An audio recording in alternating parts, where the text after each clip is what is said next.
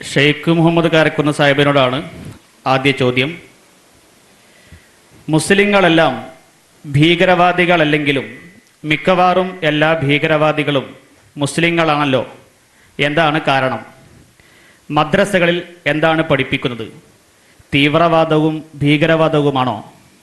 ഇസ്ലാം വാളുകൊണ്ടാണ് പ്രചരിച്ചത് എന്ന് മനസ്സിലാക്കുന്നതിൽ തെറ്റുണ്ടോ?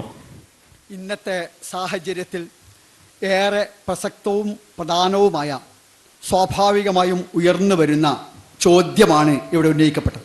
അതുകൊണ്ട് ആദ്യമായി തന്നെ ചോദ്യകർത്താവിനോടുള്ള കടപ്പാടും നന്ദിയും രേഖപ്പെടുത്തുകയാണ്. എന്താണ് ഭീകരവാദം? ഐക്യരാഷ്ട്രസഭയോ അതിൻ്റെ ജനീവ പ്രഖ്യാപനമോ അത് നിർവചിച്ചിട്ടില്ല. എന്നാലും നമുക്കറിയാം, നിരപരാധരായ ആളുകളെ കൊന്ന് ഭീതിയുടെ അന്തരീക്ഷം സൃഷ്ടിച്ച് ആളുകളെ ആശങ്കയിലും അസ്വസ്ഥതയിലും അകപ്പെടുത്തുന്നതിനാണല്ലോ ഭീകരവാദം എന്ന് പറയുക. അപ്പോൾ ഇസ്ലാം അതിനെന്ത് സമീപനം സ്വീകരിക്കുന്നു എന്ന് ഞാൻ വിശദീകരിക്കുന്നതിന് മുമ്പ്, അല്ലെങ്കിൽ മുസ്ലിങ്ങൾ അതിനോട് എന്ത് നിലപാട് സ്വീകരിക്കുന്നു എന്ന് പറയുന്നതിന് മുമ്പ്, യഥാർത്ഥത്തിൽ ലോകത്ത് ഈ ഭീകരവാദം ഏറ്റവും കൂടുതൽ ഉള്ളത് ആരിലാണ്, അല്ലെങ്കിൽ ആരാണ് ഇതിൻ്റെ ആളുകൾ? എൻ്റെ വിനീതമായ വിശ്വാസമനുസരിച്ച് കഴിഞ്ഞ 5 നൂറ്റാണ്ട് കാലമായി സാമ്രാജ്യ ശക്തികളാണ് ഈ ഭീകരതയുടെ മുഴുവൻ സ്ഥിരാകേന്ദ്രങ്ങൾ. കഴിഞ്ഞ നൂറ്റാണ്ടിൻ്റെ ബാക്കി പത്രം നമ്മുടെ മുമ്പിലുണ്ട്. 1-ാം ലോക യുദ്ധം നടന്നു. 80 ലക്ഷം ആളുകൾ ആ യുദ്ധവേളയിൽ തന്നെ കൊല്ലപ്പെട്ടു.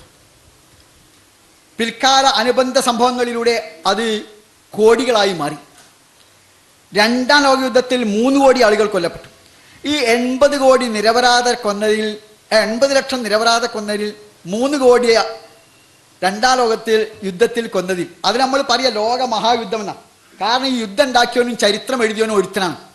ഒരേ കൂട്ടർ 2 സാമ്രാജ്യ ശക്തികളാണ് യുദ്ധം ഉണ്ടാക്കിയതും ചരിത്രം എഴുതിയതും. അതുകൊണ്ടാണ് ലോക മഹായുദ്ധം എന്ന് പറയുന്നത്. യഥാർത്ഥത്തിൽ അങ്ങനെയാണ് പറയുന്നത്. മഹാ എന്നതിന് 2 അർത്ഥമുണ്ട്. മഹത്വമുള്ള എന്ന അർത്ഥമുണ്ട്, വലിയ എന്ന അർത്ഥമുണ്ട്. ഗ്രേറ്റ് വേൾഡ് വാർ എന്ന് പറയും. ഗ്രേറ്റിനും ആ 2 അർത്ഥമുണ്ട്. മഹത്വമുള്ള എന്ന അർത്ഥമുണ്ട്, അതോടൊപ്പം തന്നെ വലിയ എന്ന അർത്ഥമുണ്ട്. ലോക ഭീകര കാട്ടാള പൈശാചിക യുദ്ധം എന്നല്ല ഇതിനെക്കുറിച്ച് പറയേണ്ടിയിരുന്നത്. എന്നിട്ടെന്താ ലോക മഹായുദ്ധം എന്ന് പറഞ്ഞത്? കാരണം യുദ്ധം ഉണ്ടാക്കിയവനും ചരിത്രം എഴുതിയവനും ഒരേ കൂട്ടരാണ്. അതുകൊണ്ടാണ് ലോക മഹായുദ്ധം എന്നാണ്. 2-ാം ലോക ഭീകര യുദ്ധത്തിൽ 3 കോടി ആളുകൾ കൊല്ലപ്പെട്ടു. ജപ്പാൻ സന്ധിക്ക് സമ്മതിച്ച ശേഷമാണ് അമേരിക്ക ഹിരോഷിമയിലും നാഗസാക്കിയിലും ബോംബിട്ട് 5 ലക്ഷം ആളുകളെ കൊന്നത്. ഇതൊക്കെ കഴിഞ്ഞ നൂറ്റാണ്ടിൻ്റെതാണ്. ആ 2-ാം ലോക യുദ്ധത്തിന് ശേഷമാണ് വിയറ്റ്നാമിൽ അമേരിക്ക ഇടപെട്ട് 30 ലക്ഷം നിരപരാധരായ തദ്ദേശീയരെ കൊന്നത്. പനാമയിൽ, ഗോട്ടിമലയിൽ, നിക്കരാഗോയിൽ, ക്യൂബയിൽ, കംബൂച്ചയിൽ, എൽസാൽവഡോറിൽ, ചിലിയിൽ, ഹംഗറിയിൽ, ഇന്തോനേഷ്യയിൽ, ഇറാനിൽ, ഇറാഖിൽ, അഫ്ഗാനിസ്ഥാനിലായി. അമേരിക്ക മാത്രം 2-ാം ലോക യുദ്ധത്തിന് ശേഷം 70 രാജ്യങ്ങൾ ഇടപെട്ട്, പ്രത്യക്ഷമായോ പരോക്ഷമായോ ഇടപെട്ട് 14 കോടി മനുഷ്യർ, 140 ദശലക്ഷം മനുഷ്യർ, അഥവാ കേരളീയ ജനസംഖ്യയുടെ ഏതാണ്ട് 3.5 ഇരട്ടി ആളുകളെ അമേരിക്ക മാത്രം 2-ാം ലോക യുദ്ധത്തിന് ശേഷം മാത്രം കൊന്നൊടുക്കിയിട്ടുണ്ട്. എന്നിട്ട് അമേരിക്കയെ നമ്മൾ ഭീകര രാഷ്ട്രമെന്ന് പറയുന്നുണ്ടോ? ഭീകരമെന്ന് പറഞ്ഞാൽ പോലോ കൊടും ഭീകര എന്ന് 1000 വട്ടം പറഞ്ഞാലല്ലേ ഇത് പൂർത്തിയാകുള്ളൂ. എന്നിട്ട് നമ്മൾ ഭീകരരാഷ്ട്രമെന്ന് പറയുന്നില്ലല്ലോ. അപ്പോൾ ആരാണ് യഥാർത്ഥത്തിൽ ഭീകരത? ആരാണ് ഭീകരരാഷ്ട്രം? അപ്പോൾ ഈ ഭീകരത കാണിക്കുന്നവർ തന്നെ ഭീകരത പലരുടെ മേൽ ആരോപിക്കുക ചെയ്യുന്നു. ഇതാണല്ലോ ഒരു വസ്തുത. രണ്ടാമത്, ചിലപ്പോൾ നിങ്ങളൊക്കെ ചിലപ്പോൾ കണ്ടാവും, മുസ്ലിം നാടുകളിലൊക്കെ ചില വിമാനങ്ങൾ തട്ടിക്കൊണ്ടുപോകുന്നു. ചിലപ്പോൾ ചില ബോംബ് വെച്ച് നിരപരാധികളെ കൊല്ലുന്നു. ചിലപ്പോൾ ചില ടൂറിസ്റ്റുകളെ കൊല്ലുന്നു. ഈജിപ്തിലുണ്ട്, ചിലപ്പോഴൊക്കെ സുഡാനിലുണ്ടാവാറുണ്ട്, ചില നാടുകളിലൊക്കെ ഉണ്ടാവും. എന്താ ഇത് കാരണം? വലിയ തെറ്റാണ് ചെയ്യുന്നത്, അത് സംശയമില്ല, ഞാൻ പിന്നെ പറയാം. പക്ഷെ എന്താ കാരണം? അത് ആ രാജ്യങ്ങൾ സാമ്രാജ്യത്വത്തിന് പേരിലായിരുന്നു. ഏതാണ്ട് കഴിഞ്ഞ നൂറ്റാണ്ടിൻ്റെ മധ്യദശകം വരെ സാമ്രാജ്യ ശക്തികൾ അവിടത്തോട് വിട പറഞ്ഞപ്പോൾ അവിടെ പ്രതിഷ്ഠിച്ചത് ഏകാധിപത്യ, സർവാധിപത്യ, സ്വേച്ഛാധിപത്യ ഭരണകൂടങ്ങളെ.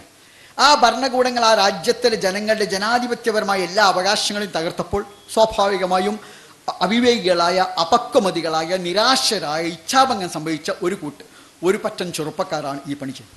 അത് ഇസ്ലാമികമായി ശരിയാണോ വെച്ചാൽ കഠിനമായ തെറ്റാണ്.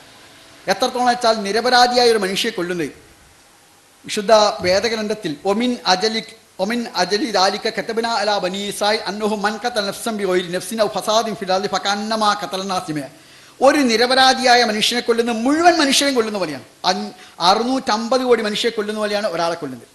അത്ര കഠിനമായ പാപമാണ് നിരപരാധിയായ മനുഷ്യരെ കൊല്ലുന്നത്. യുദ്ധവേളയിൽ പോലും സ്ത്രീകളെയോ കുട്ടികളെയോ വൃദ്ധന്മാരെയോ ആയുധമില്ലാത്തവനെയോ പിന്തിരിഞ്ഞു പോകുന്നവനെയോ കൊല്ലാൻ പാടില്ലെന്ന് കണിശമായ പ്രവാചക കൽപ്പന. എന്ന് പറഞ്ഞാൽ ഇങ്ങോട്ട് യുദ്ധം ചെയ്യുന്ന ആയുധമെടുത്ത് യുദ്ധം ചെയ്യുന്നവൻ അത്ര യുദ്ധവേളയിൽ പോലും കൊല്ലാൻ പാടും എന്ന് അത്ര കണിശമായ നിലപാട്. പക്ഷേ എന്താ സംഭവിച്ച, ജനാധിപത്യവൽക്കരണത്തിന് പോലും സ്വാതന്ത്ര്യം നിഷേധിച്ചപ്പോൾ അപക്വരായ നിരാശരായ ഒരു ആളുകൾ ചെയ്തു.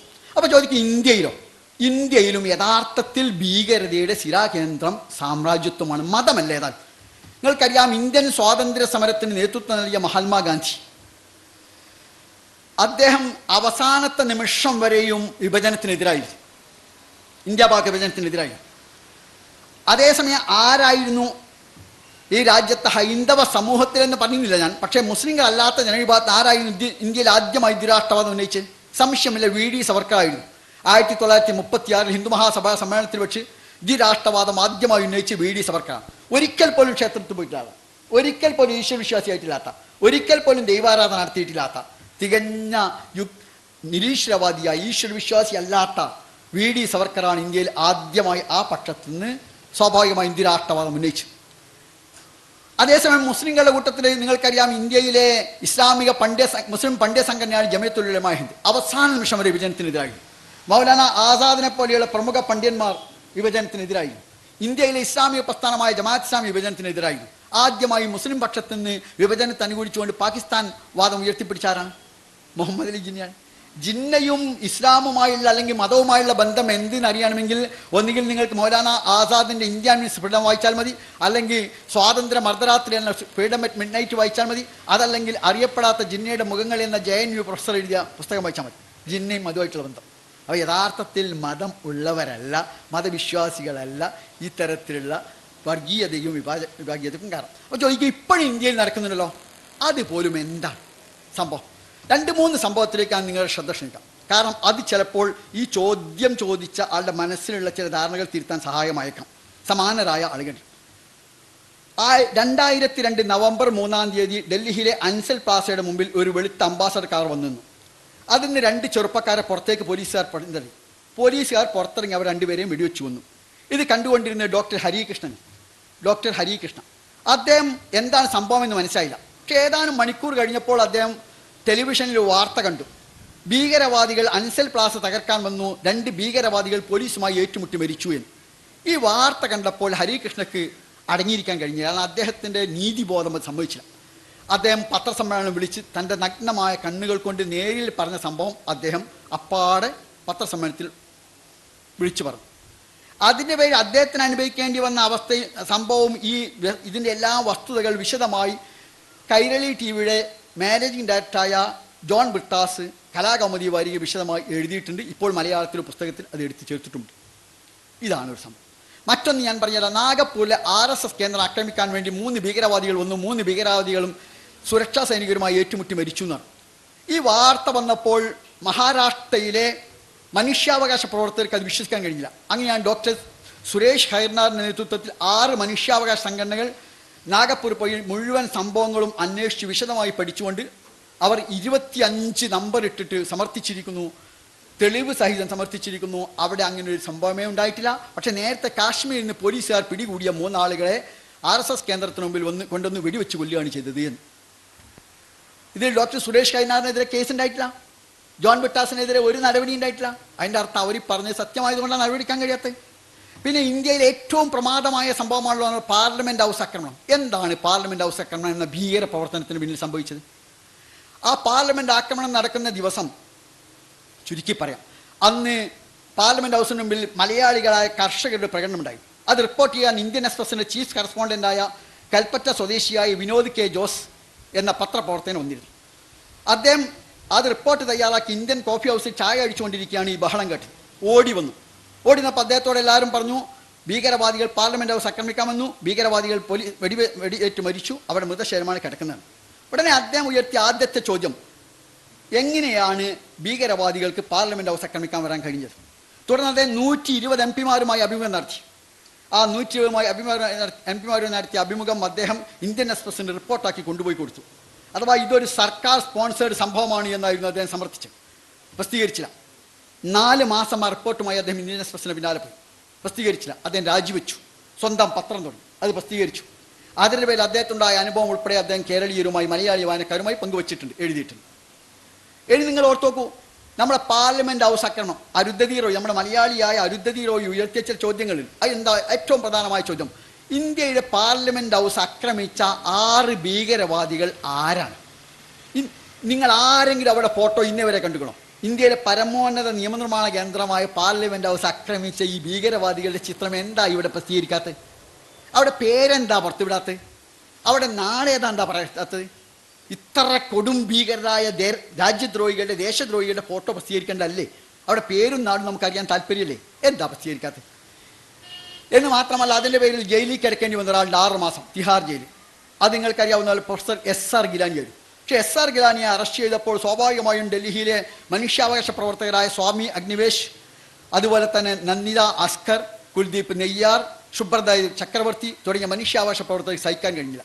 അങ്ങനെയാണ് അവർ സമിതി ഉണ്ടാക്കി കേസ് നടത്തി 6 മാസം കൊണ്ട് അദ്ദേഹം നിരപരാധിയാണെന്ന് സമർത്ഥിച്ച് അദ്ദേഹത്തെ പുറത്തിട്ടു. അഫ്സൽ ഗുരുവാണ് ഇതിൽ വധശിക്ഷയ്ക്ക് വിധിക്കപ്പെട്ടു.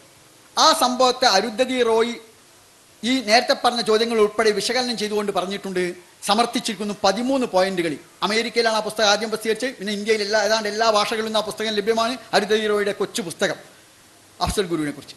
അതിൽ അദ്ദേഹം സമർത്ഥിക്കുന്നുണ്ട്. അവർ മാത്രമല്ല, ഈ ടീസ്റ്റർ സെറ്റിൽവാദായി പങ്കുവച്ചിട്ടുണ്ട്, അതുപോലെ രാം പുനിയാനി പങ്കുവച്ചിട്ടുണ്ട്. അവരെല്ലാം കൂടി ഉൾപ്പെടുന്ന മനുഷ്യാവകാശ പ്രവർത്തകർ തയ്യാറാക്കിയ പുസ്തകമാണ്. 13 പോയിന്റ് സമർത്ഥിച്ചത് ഭരണകൂട ഭീകരതയുടെ ഭാഗമാണ് എന്ന്. ഒന്നുകൂടി നിങ്ങൾ ഓർത്ത് നോക്കൂ, പ്രിയരഞ്ജൻ ദാസ് മുൻഷി എന്ന കോൺഗ്രസിന്റെ സമുന്നതനായ നേതാവ് പറഞ്ഞു, 6 ആള് ഭീകരവാദികൾ പുറത്തിറങ്ങി ഞാൻ കണ്ടു, പക്ഷെ 5 ആൾ മൃതശൈലിയുള്ളൂ. 6-ാമൻ ആരാണ്? ഇന്നോളം പിടികിട്ടിയിട്ടില്ലല്ലോ. ഏറ്റവും അവസാനം AICCയുടെ സെക്രട്ടറിയായ ദിഗ്വിജയ് സിംഗ് പറഞ്ഞു, അന്നത്തെ ഭരണകൂടം പ്രതിസന്ധിയിലായപ്പോഴാണ് പാർലമെന്റ് ആക്രമണം ഉണ്ടായത്, അഥവാ ശവപ്പെട്ടി കുംഭകോണ ചർച്ച നടന്നപ്പോഴാണ് ഉണ്ടായത് എന്ന്. അത് എന്ന് പറഞ്ഞാൽ കാര്യം വളരെ വ്യക്തമായി. ഇതാണ് സംഭവം. പിന്നെ ഇന്ത്യയിൽ ഒരുപാട് സ്ഫോടനമുണ്ടായി.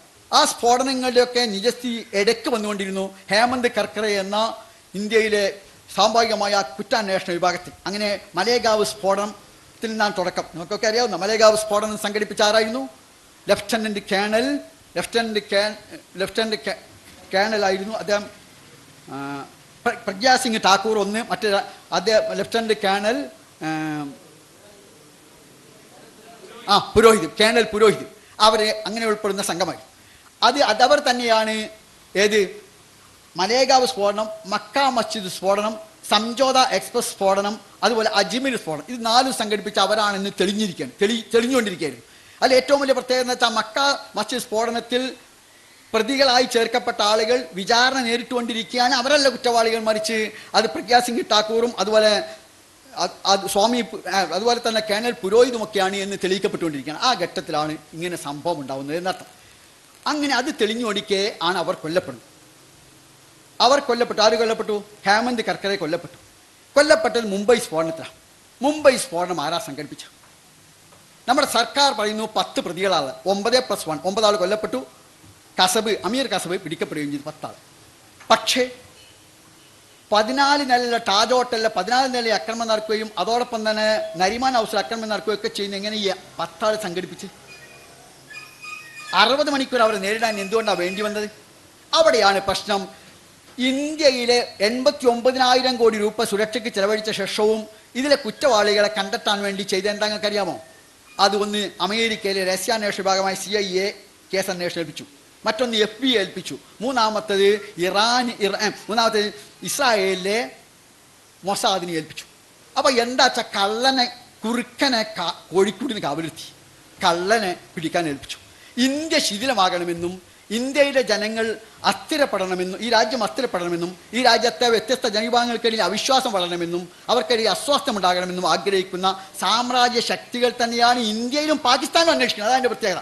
വാഷിങ്ടൺ പോസ്റ്റ് വിശദമായി പറഞ്ഞല്ലോ, വ്യക്തമായി പറഞ്ഞു. വാഷിങ്ടൺ പോസ്റ്റ് ഒരു വാർത്ത പുറത്തിട്ടു. അതെന്താ? ഇന്ത്യയിലും പാകിസ്ഥാനിലും ഇതിന് അന്വേഷണം ഒരേ സംഘം നടത്തുന്നത് CIA ആണ് എന്ന് പറഞ്ഞാൽ 2 കൂട്ടരും 2 രാജ്യത്തെയും തെറ്റിക്കാൻ ശ്രമിക്കുന്നു, 2 ജനസമൂഹങ്ങളെയും തെറ്റിക്കാൻ ശ്രമിക്കുന്നു എന്നാണ്. അവിടെയാണ് നമുക്ക് ഒരു കാര്യവും കൂടി നമ്മൾ മനസ്സിലാക്കേണ്ടത്. ആൻഡ്രൂസ് മാർഷൽ എന്ന BBC ലേഖകന്റെ വലിയ വെളിപ്പെടുത്തൽ അവിടെയാണ് ഏറെ പ്രസക്തമായി വരുന്നത്. ആൻഡ്രൂസ് മാർഷൽ പറഞ്ഞു, അദ്ദേഹത്തിന്റെ BBC റിപ്പോർട്ട് ചെയ്ത് അദ്ദേഹത്തിന്റെ റിപ്പോർട്ട് പറഞ്ഞു, 30 പേരെങ്കിലും മുംബൈ ആക്രമണത്തിൽ പങ്കെടുത്തിട്ടുണ്ട്, 2 ഇസ്രായേലിലെങ്കിലും അതിലുണ്ട്.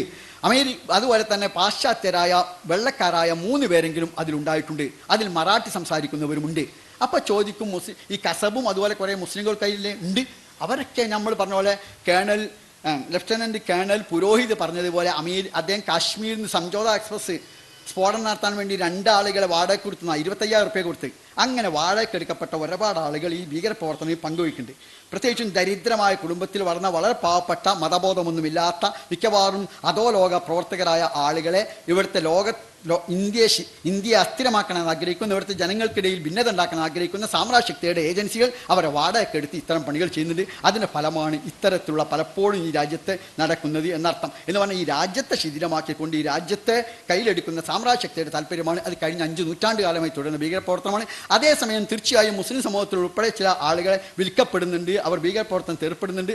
ഇസ്ലാമിൻ്റെ അതിനുള്ള നിലപാട് എന്താണെന്ന് വെച്ചാൽ തീർത്തും മതവിരുദ്ധമാണ്. അതുകൊണ്ട് തന്നെ നിങ്ങൾക്ക് മദ്രസാ പുസ്തകമൊക്കെ പറഞ്ഞാൽ മലയാളത്തിൽ വാങ്ങാൻ കിട്ടുന്നതാണ്, ആർക്കും വാങ്ങി പരിശോധിക്കാവുന്നതാണ്. അതിൽ ആളുകളെ പഠിപ്പിക്കുന്ന സ്നേഹവും കാരുണ്യവും സഹിഷ്ണുതയും പരസ്പര വിട്ടുവീഴ്ചയും ഉദാരതയുമാണ്. മലയാളത്തിൽ വാങ്ങാൻ കിട്ടുന്ന പുസ്തകമാണല്ലോ മദ്രസാ പാഠപുസ്തകം. ഇസ്ലാമിനെ സംബന്ധിച്ചിടത്തോളം അത് പ്രചരിച്ചത് എങ്ങനെ എന്നതിന് നമുക്ക് സംശയമില്ല. ഏറ്റവും അവസാനം വേണമെങ്കിൽ മലയാളത്തിലെ സാഹിത്യകാരനായ OV വിജയൻ്റെ കേരളത്തിലെ ഇന്ത്യയിലെ ഇസ്ലാമിക പ്രചാരണത്തെക്കുറിച്ച് എഴുതിയതുണ്ട്. ഇവിടെ എൻ്റെ മാന്യ സുഹൃത്ത് പറഞ്ഞ കാര്യമുണ്ട്. അതോടൊപ്പം തന്നെ എങ്ങനെയാണ് ഇന്ത്യയിൽ ഇസ്ലാമിക പ്രചാരണം നടന്നത് എന്ന് ആർണോൾഡിൻ്റെ ദ പ്രീച്ചിങ് ഓഫ് ഇസ്ലാം എന്ന പുസ്തകമുണ്ട്, മലയാളത്തിലുണ്ട്. വായിക്കുന്നവർക്കറിയാം അതിൽ ഒരിക്കലും വാളിനൊരു പങ്കുമില്ല. ഉണ്ടായിരുന്നുവെങ്കിൽ ഒറ്റ ഉദാഹരണം എടുത്ത് നോക്കൂ. 14 നൂറ്റാണ്ടായി മുസ്ലിങ്ങൾ ഭരിക്കുന്ന പ്രദേശം ഈജിപ്ത്. ഇപ്പോഴും അവിടെ 9% കോപ്റ്റ് ക്രിസ്ത്യാനികളാണെന്ന് മാത്രമല്ല, അവിടുത്തെ 500 കോപ്റ്റ് ചർച്ചകളുണ്ടെന്ന് മാത്രമല്ല, ഐക്യരാഷ്ട്രസഭ സെക്രട്ടറി ജനറലായ ബുത്തുർ സ്വാലി ഈജിപ്തിൻ്റെ വിദേശകാര്യമന്ത്രിയാണ്. സദ്ദാം ഹുസൈൻ്റെ മന്ത്രിയായിരുന്ന താരിഖ് അസീസ് ക്രൈസ്തവ സഹോദരനല്ലേ? യാക്കോബായ ക്രൈസ്തവ വിഭാഗത്തിൻ്റെ ആസ്ഥാനം ഇപ്പോഴും ഇറാഖല്ലേ? അവിടെ ക്രൈസ്തവ സമൂഹം ഇപ്പോഴും ഇല്ലേ? 14 നൂറ്റാണ്ട് മുസ്ലിങ്ങൾ ഭരിച്ച ലെബനോണിൽ 45% ഇപ്പോഴും ക്രിസ്ത്യാനികളാണെന്ന് മാത്രമല്ല, അവിടുത്തെ ഇപ്പോഴത്തെ പ്രസിഡന്റ് ക്രിസ്ത്യാനിയാണ്, പ്രധാനമന്ത്രി മുസ്ലിമാണ് ലെബനോണിൽ. എന്ന് പറഞ്ഞാൽ ലോകത്തിലെ 58 മുസ്ലിം രാജ്യങ്ങളിൽ 57ലും മുസ്ലിങ്ങളല്ലാത്ത ഇതര ജനസമൂഹങ്ങളുണ്ട്. അതുകൊണ്ട് തന്നെ ഇസ്ലാം ഒരിക്കലും നിർബന്ധിച്ച് മതം മാറ്റത്തെ അനുകൂലിക്കുന്നില്ല, ആദർശ പ്രചാരണത്തിന് ആയുധ ഉപയോഗിക്കുന്നത് അംഗീകരിക്കുന്നില്ല. ലാ ഇക്രാഹ ഫിദ്ദീൻ, മതത്തിലൊരു ഒരുവിധ നിബന്ധവുമില്ല. ഹമൻ ഷാഫലിയുമിൻ അമൻ ഷാഫലിയൊക്കെ ഇഷ്ടമുള്ളവൻ വിശ്വസിക്കട്ടെ, ഇഷ്ടമുള്ളവൻ വിശ്വസിക്കാതിരിക്കട്ടെ എന്ന് മാത്രമല്ല, ബഹുസ്വര സമത്യാണ് മുന്നിൽ കാണുന്നത്. ഓരോ ഷാ റബ്ബുക്കല ആമന മൻഫില്ലാതെ കുല്ലുവും ജമിയ അവൻ തുകുരിനാ സത്തായക്കൂനു മുമിൻ. ദൈവം ഇച്ഛിച്ചിരുന്നെങ്കിൽ എല്ലാവരും വിശ്വാസികളാവുമായിരുന്നു. അതുകൊണ്ട് ആരും ആരെയും വിശ്വാസികളാകാൻ നിർബന്ധിക്കാൻ പാടില്ല. അതുകൊണ്ട് ഒരുവിധ നിർബന്ധവും സമ്മർദ്ദവും പാടില്ല. മതപരമായ വിശ്വാസം സ്വീകരിക്കാനോ മതം മാറ്റത്തിനോ ഒരുവിധ സമ്മർദ്ദവും, പ്രകോപനവും പാടില്ല, അക്രമവും പാടില്ല, സമ്മർദ്ദവും പാടില്ല, മർദ്ദനവും പാടില്ല. ഇതാണ് ഇസ്ലാമിൻ്റെ അതിലുള്ള കാഴ്ചപ്പാട്. എന്താണ് അദ്വൈതം ഒന്ന് വിശദീകരിക്കാമോ? രണ്ടില്ല. ശ്രീബുദ്ധൻ, ഭഗവാൻ കൃത്തു, അല്ലാ, ശ്രീ പരമേശ്വരൻ, ശ്രീകൃഷ്ണൻ. ഇവിടെ ഹിന്ദു, ഇസ്ലാം, ക്രൈസ്തവ, ബൗദ്ധ, ജൈന എന്നൊക്കെ പറഞ്ഞ് രണ്ടില്ല, ഒന്നേ ഉള്ളൂ. അതിൽ നിന്ന് നമ്മുടെ സൗകര്യത്തിന് പിരിച്ച് ഈ ചകിരി മുഴുവൻ എടുത്ത് കയറില്ലാതായിരിക്കുക, അത്ര തന്നെ. 2 ചോദ്യങ്ങളുടെ ഏകദേശ ആശയം ഒന്നായതുകൊണ്ട് ഒരുമിച്ച് ചോദിക്കുകയാണ്. ഒന്ന്, യേശു ദൈവമോ ദൈവപുത്രനോ ദൈവത്തിൻ്റെ ദൂതൻ അഥവാ പ്രവാചകനോ? ബൈബിളിൽ യോഹന്നാൻ 6:11, 7:40, മത്തായി 21:11, ലൂക്കോസ് 7:16, 24:19 ഇവയെല്ലാം തന്നെ യേശുവിനെ പ്രവാചകൻ എന്ന് വിളിച്ചിരിക്കുന്നു. എന്നാൽ പിന്നീട് പൗലോസല്ലേ ഇതിൽ മാറ്റം വരുത്തിയത്? യേശു ദൈവമോ ദൈവപുത്രനോ പ്രവാചകനോ? മറ്റൊരു ചോദ്യം, വിശുദ്ധ പൗലോസിന് മുൻപ് ആരെങ്കിലും ക്രിസ്തു ശിഷ്യന്മാർ ത്രിയേകത്വം അംഗീകരിച്ചിരുന്നുവോ? ഇത് ക്രൈസ്തവ ലോകം ഒരുപാട് ചർച്ച ചെയ്ത് ഇന്നും അതിനെ വ്യക്തമായി ഒരു നിർവചനം കൊടുക്കാൻ ശ്രമിച്ചിട്ടും സാധിക്കാത്ത ഒരു വിഷയമാണ് ഈ ത്രിത്വം എന്ന് പറയുന്ന ഒരു സംഹിത. അതിൻ്റെ പേരിൽ തന്നെ ഒരുപാട് സഭാ വിഭാഗങ്ങൾ തന്നെ ഉണ്ടായിട്ടുണ്ട്. പണ്ഡിതന്മാർ പല വേദികളിൽ, സുനഹദോസുകളിൽ അങ്ങ് ആദ്യം 3-ാം നൂറ്റാണ്ട് മുതൽ ഇങ്ങോട്ട് ഇതിനെപ്പറ്റി തർക്കിച്ച് വിഭാഗങ്ങൾ പോയിട്ടുണ്ട്. അതൊരു വലിയ കോംപ്ലിക്കേറ്റഡ് ഇതാണ്. ഇപ്പം നമ്മൾ ബ്രഹ്മ, വിഷ്ണു, ശിവൻ എന്ന് പറയുന്ന ത്രിത്വ സംഹിത, അത് ഇവയെല്ലാം ദൈവത്തിൻ്റെ ദൈവമാണ്. അപ്പം ഈ ദൈവപുത്രനോ ദൈവമോ എന്ന് ചോദിച്ചാൽ യേശുക്രിസ്തു പറഞ്ഞ ഒരു വാചകത്തിൽ നിന്നാണ്, എന്നെ കണ്ടവൻ പിതാവിനെ കണ്ടിരിക്കുന്നു. അദ്ദേഹം തന്നെ പറഞ്ഞിട്ടുണ്ട് ദൈവപുത്രനാണ്. പക്ഷേ ദൈവവും പരിശുദ്ധാത്മാവും പുത്രനും ഇത് മൂന്നും ത്രിയേക ദൈവം, മൂന്നും ഒന്ന് തന്നെയാണ്, അത് തമ്മിൽ വ്യത്യാസമൊന്നുമില്ല എന്നാണ് ക്രിസ്തു മതത്തിലെ അനുയായികൾ വിശ്വസിക്കുന്നത്. അത് പിന്നെ തൃത്വം എന്താണെന്ന് നമ്മൾ അതൊക്കെ പറഞ്ഞ് അങ്ങോട്ട് പോയാൽ അത് വലിയ ഒരു സമസ്യയാണ്. പക്ഷേ ഇത് മൂന്നും തുല്യ പ്രധാനം, ഇതിനകത്ത് വ്യത്യാസമൊന്നുമില്ല. ഇപ്പോൾ യേശു ക്രിസ്തുവിനാണോ ദൈവത്തിനാണോ ആത്മാവിനാണോ കൂടുതൽ എന്ന് ചോദിച്ചാൽ നമ്മളെ അതിനൊന്നും മറുപടി പറയാൻ പറ്റത്തില്ല. അത് ഒരു മൂന്നിൽ ഒന്ന് എന്ന് നമ്മൾ മനസ്സിലാക്കുക എന്ന് മാത്രമാണ്. ഇസ്ലാമിൽ പുരുഷന് 4 ഭാര്യമാരെ ഒരേ സമയം കൊണ്ടു നടക്കാം, എന്നാൽ സ്ത്രീക്ക് ഇത് അനുവദിക്കുന്നില്ല. ഇത് അനീതിയല്ലേ? എന്താണ് ഈ വിവേചനത്തിന് കാരണം? ഇസ്ലാമിൽ ബഹുഭാര്യാത്വത്തെക്കുറിച്ചുള്ള ചോദ്യമാണ് സാധാരണ, വളരെ സ്വാഭാവികമാണ്. കാരണം നമ്മുടെ കേരളീയ സമൂഹത്തിൽ ഏറെ ചർച്ച ചെയ്യപ്പെടുന്ന വിഷയമായതുകൊണ്ടായിരിക്കും ഇങ്ങനെ തന്നെ ചോദ്യം വരുന്നത്. ബഹുഭാര്യാത്വമില്ലാത്ത ഏതെങ്കിലും നാടോ സമൂഹമോ ഇന്നുണ്ടോ എന്ന് സംശയമാണ്. നിയമപരമായി അനുവദിക്കപ്പെട്ട സമൂഹവും അനുവദിക്കപ്പെടാത്ത സമൂഹമുണ്ട്. അനുവദിക്കപ്പെട്ട സമൂഹത്തിൽ വിഹിതമായി നടക്കുന്നു, അനുവദിക്കപ്പെടാത്ത സമൂഹങ്ങളിൽ അവിഹിതമായി ബഹുഭാര്യാത്വം നടക്കുന്നു എന്ന വ്യത്യാസമേ ഉള്ളൂ. എന്നാൽ ബഹുഭാര്യാത്വമില്ലാത്ത ശുദ്ധമായ കലർപ്പില്ലാത്ത ഏകപത്നി വ്രതം എന്നത് ലോകത്ത് ഏതെങ്കിലും രാജ്യങ്ങളിലോ ഏതെങ്കിലും ജനസമൂഹങ്ങളിലോ പൂർണ്ണമായി നിലനിൽക്കുന്നില്ല. പ്രവാചകന്റെ നിയോഗഘട്ടത്തിൽ ഇഷ്ടാനുസരണം ഭാര്യമാരെ സ്വീകരിക്കാനുള്ള അനുവാദമുണ്ടായിരുന്നു. ഇസ്ലാം അതിനെ 2 നിബന്ധനകളാൽ പരിമിതപ്പെടുത്തി. 1 4 പരിമിതപ്പെടുത്തി. രണ്ടാമത്തേത് അവർക്കിടയിൽ തുല്യമായ നീതി പുലർത്തണം. ആ ഒന്നിഷത്തും അല്ലാത്തതിലൂ ഫവാഹിദ, നീതി പുലർത്താൻ സാധ്യമല്ല എന്ന് നിങ്ങൾ ഭയപ്പെടുന്നുവെങ്കിൽ ഒന്നേ വിവാഹം കഴിക്കാവൂ. അങ്ങനെ 2 നിബന്ധനകളാൽ അതിനെ പരിമിതപ്പെടുത്തി. ഇത് ഇന്നും നിയമപരമായി അനുവദിക്കപ്പെടുന്ന ഉണ്ട്. എന്തുകൊണ്ട് എന്ന് ചോദിച്ചാൽ ഇസ്ലാമിൽ അതൊരു പുരുഷപക്ഷ നിലപാടല്ല, സ്ത്രീ താല്പര്യ സംരക്ഷണത്തിന് വേണ്ടിയുള്ളതാണ്. ഉദാഹരണമായി നിങ്ങൾക്ക് വേഗം മനസ്സിലാക്കാൻ കഴിയും, കാർഗിൽ യുദ്ധമുണ്ടായപ്പോൾ കേരളീയരായ 8-10 ചെറുപ്പക്കാർ കൊല്ലപ്പെട്ടു, രക്തസാക്ഷികളായി. അവരുടെ പ്രായം ഏതാണ്ട് 28-30 വയസ്സാണ്. അവരുടെ ഭാര്യമാരുടെ പ്രായം 22, 23, 24 വയസ്സാണ്. അവർ 2-3 കുട്ടികളുടെ അമ്മമാരാണ്. ജീവിതാന്ത്യം വരെ ഈ 2-3 കുട്ടികളുടെ അമ്മമാരായ ഈ വിധവകൾ നിത്യവൈധവ്യം അനുഭവിച്ച് തനിച്ച് ഈ കുട്ടികളെ പോറ്റി അവർ ഒറ്റയ്ക്ക് ജീവിക്കണമോ, അതോ ഉദാരമതികളായ ഏതെങ്കിലും കുടുംബങ്ങൾ അവരെ കൂടി തങ്ങളുടെ കുടുംബത്തിൻ്റെ ഭാഗമാക്കി അവരെ സംരക്ഷിക്കുന്ന നിലപാട് സ്വീകരിക്കണമോ? ഇസ്ലാം 2ാമത്തെ കാര്യമാണ് അംഗീകരിച്ചിരിക്കുന്നത്. അഥവാ അത്തരം സാഹചര്യങ്ങളിൽ അനാഥ കുട്ടികളുടെയും അവരുടെ അമ്മയായ വിധവയുടെയും ഒക്കെ സംരക്ഷണത്തിന് ഈ അനുവാദം നിലനിൽക്കേണ്ടത് അനിവാര്യമാണ് എന്നർത്ഥം. കേരളം ഇരുചക്ര വാഹനങ്ങളുടെ നാടാണ്. അതുകൊണ്ട് തന്നെ ദിനം പ്രതി അന്ന ചുങ്ങിയ ശരാശരി 10 പേരെങ്കിലും ഇവിടെ ഇരുചക്ര വാഹന അപകടത്തിൽ മരിക്കുന്നു. അവിടെ എല്ലാം പ്രായം ഏതാണ്ട് 28, 30, 35 താഴെയുള്ളവരാണ് ഈ മോട്ടോർ ബൈക്ക് അപകടത്തിൽ മരിക്കുന്ന മഹാഭൂരിപക്ഷം. അവിടെ ഭാര്യമാരുടെ പ്രായം ഒരു 25, 24 വയസ്സ്. 1, 2, 3 കുട്ടികളുടെ അമ്മമാർ. ഇവർ ജീവിതാന്ത്യം വരെ നിത്യവിധവകളായി കഴിയുകയല്ല വേണ്ടത്.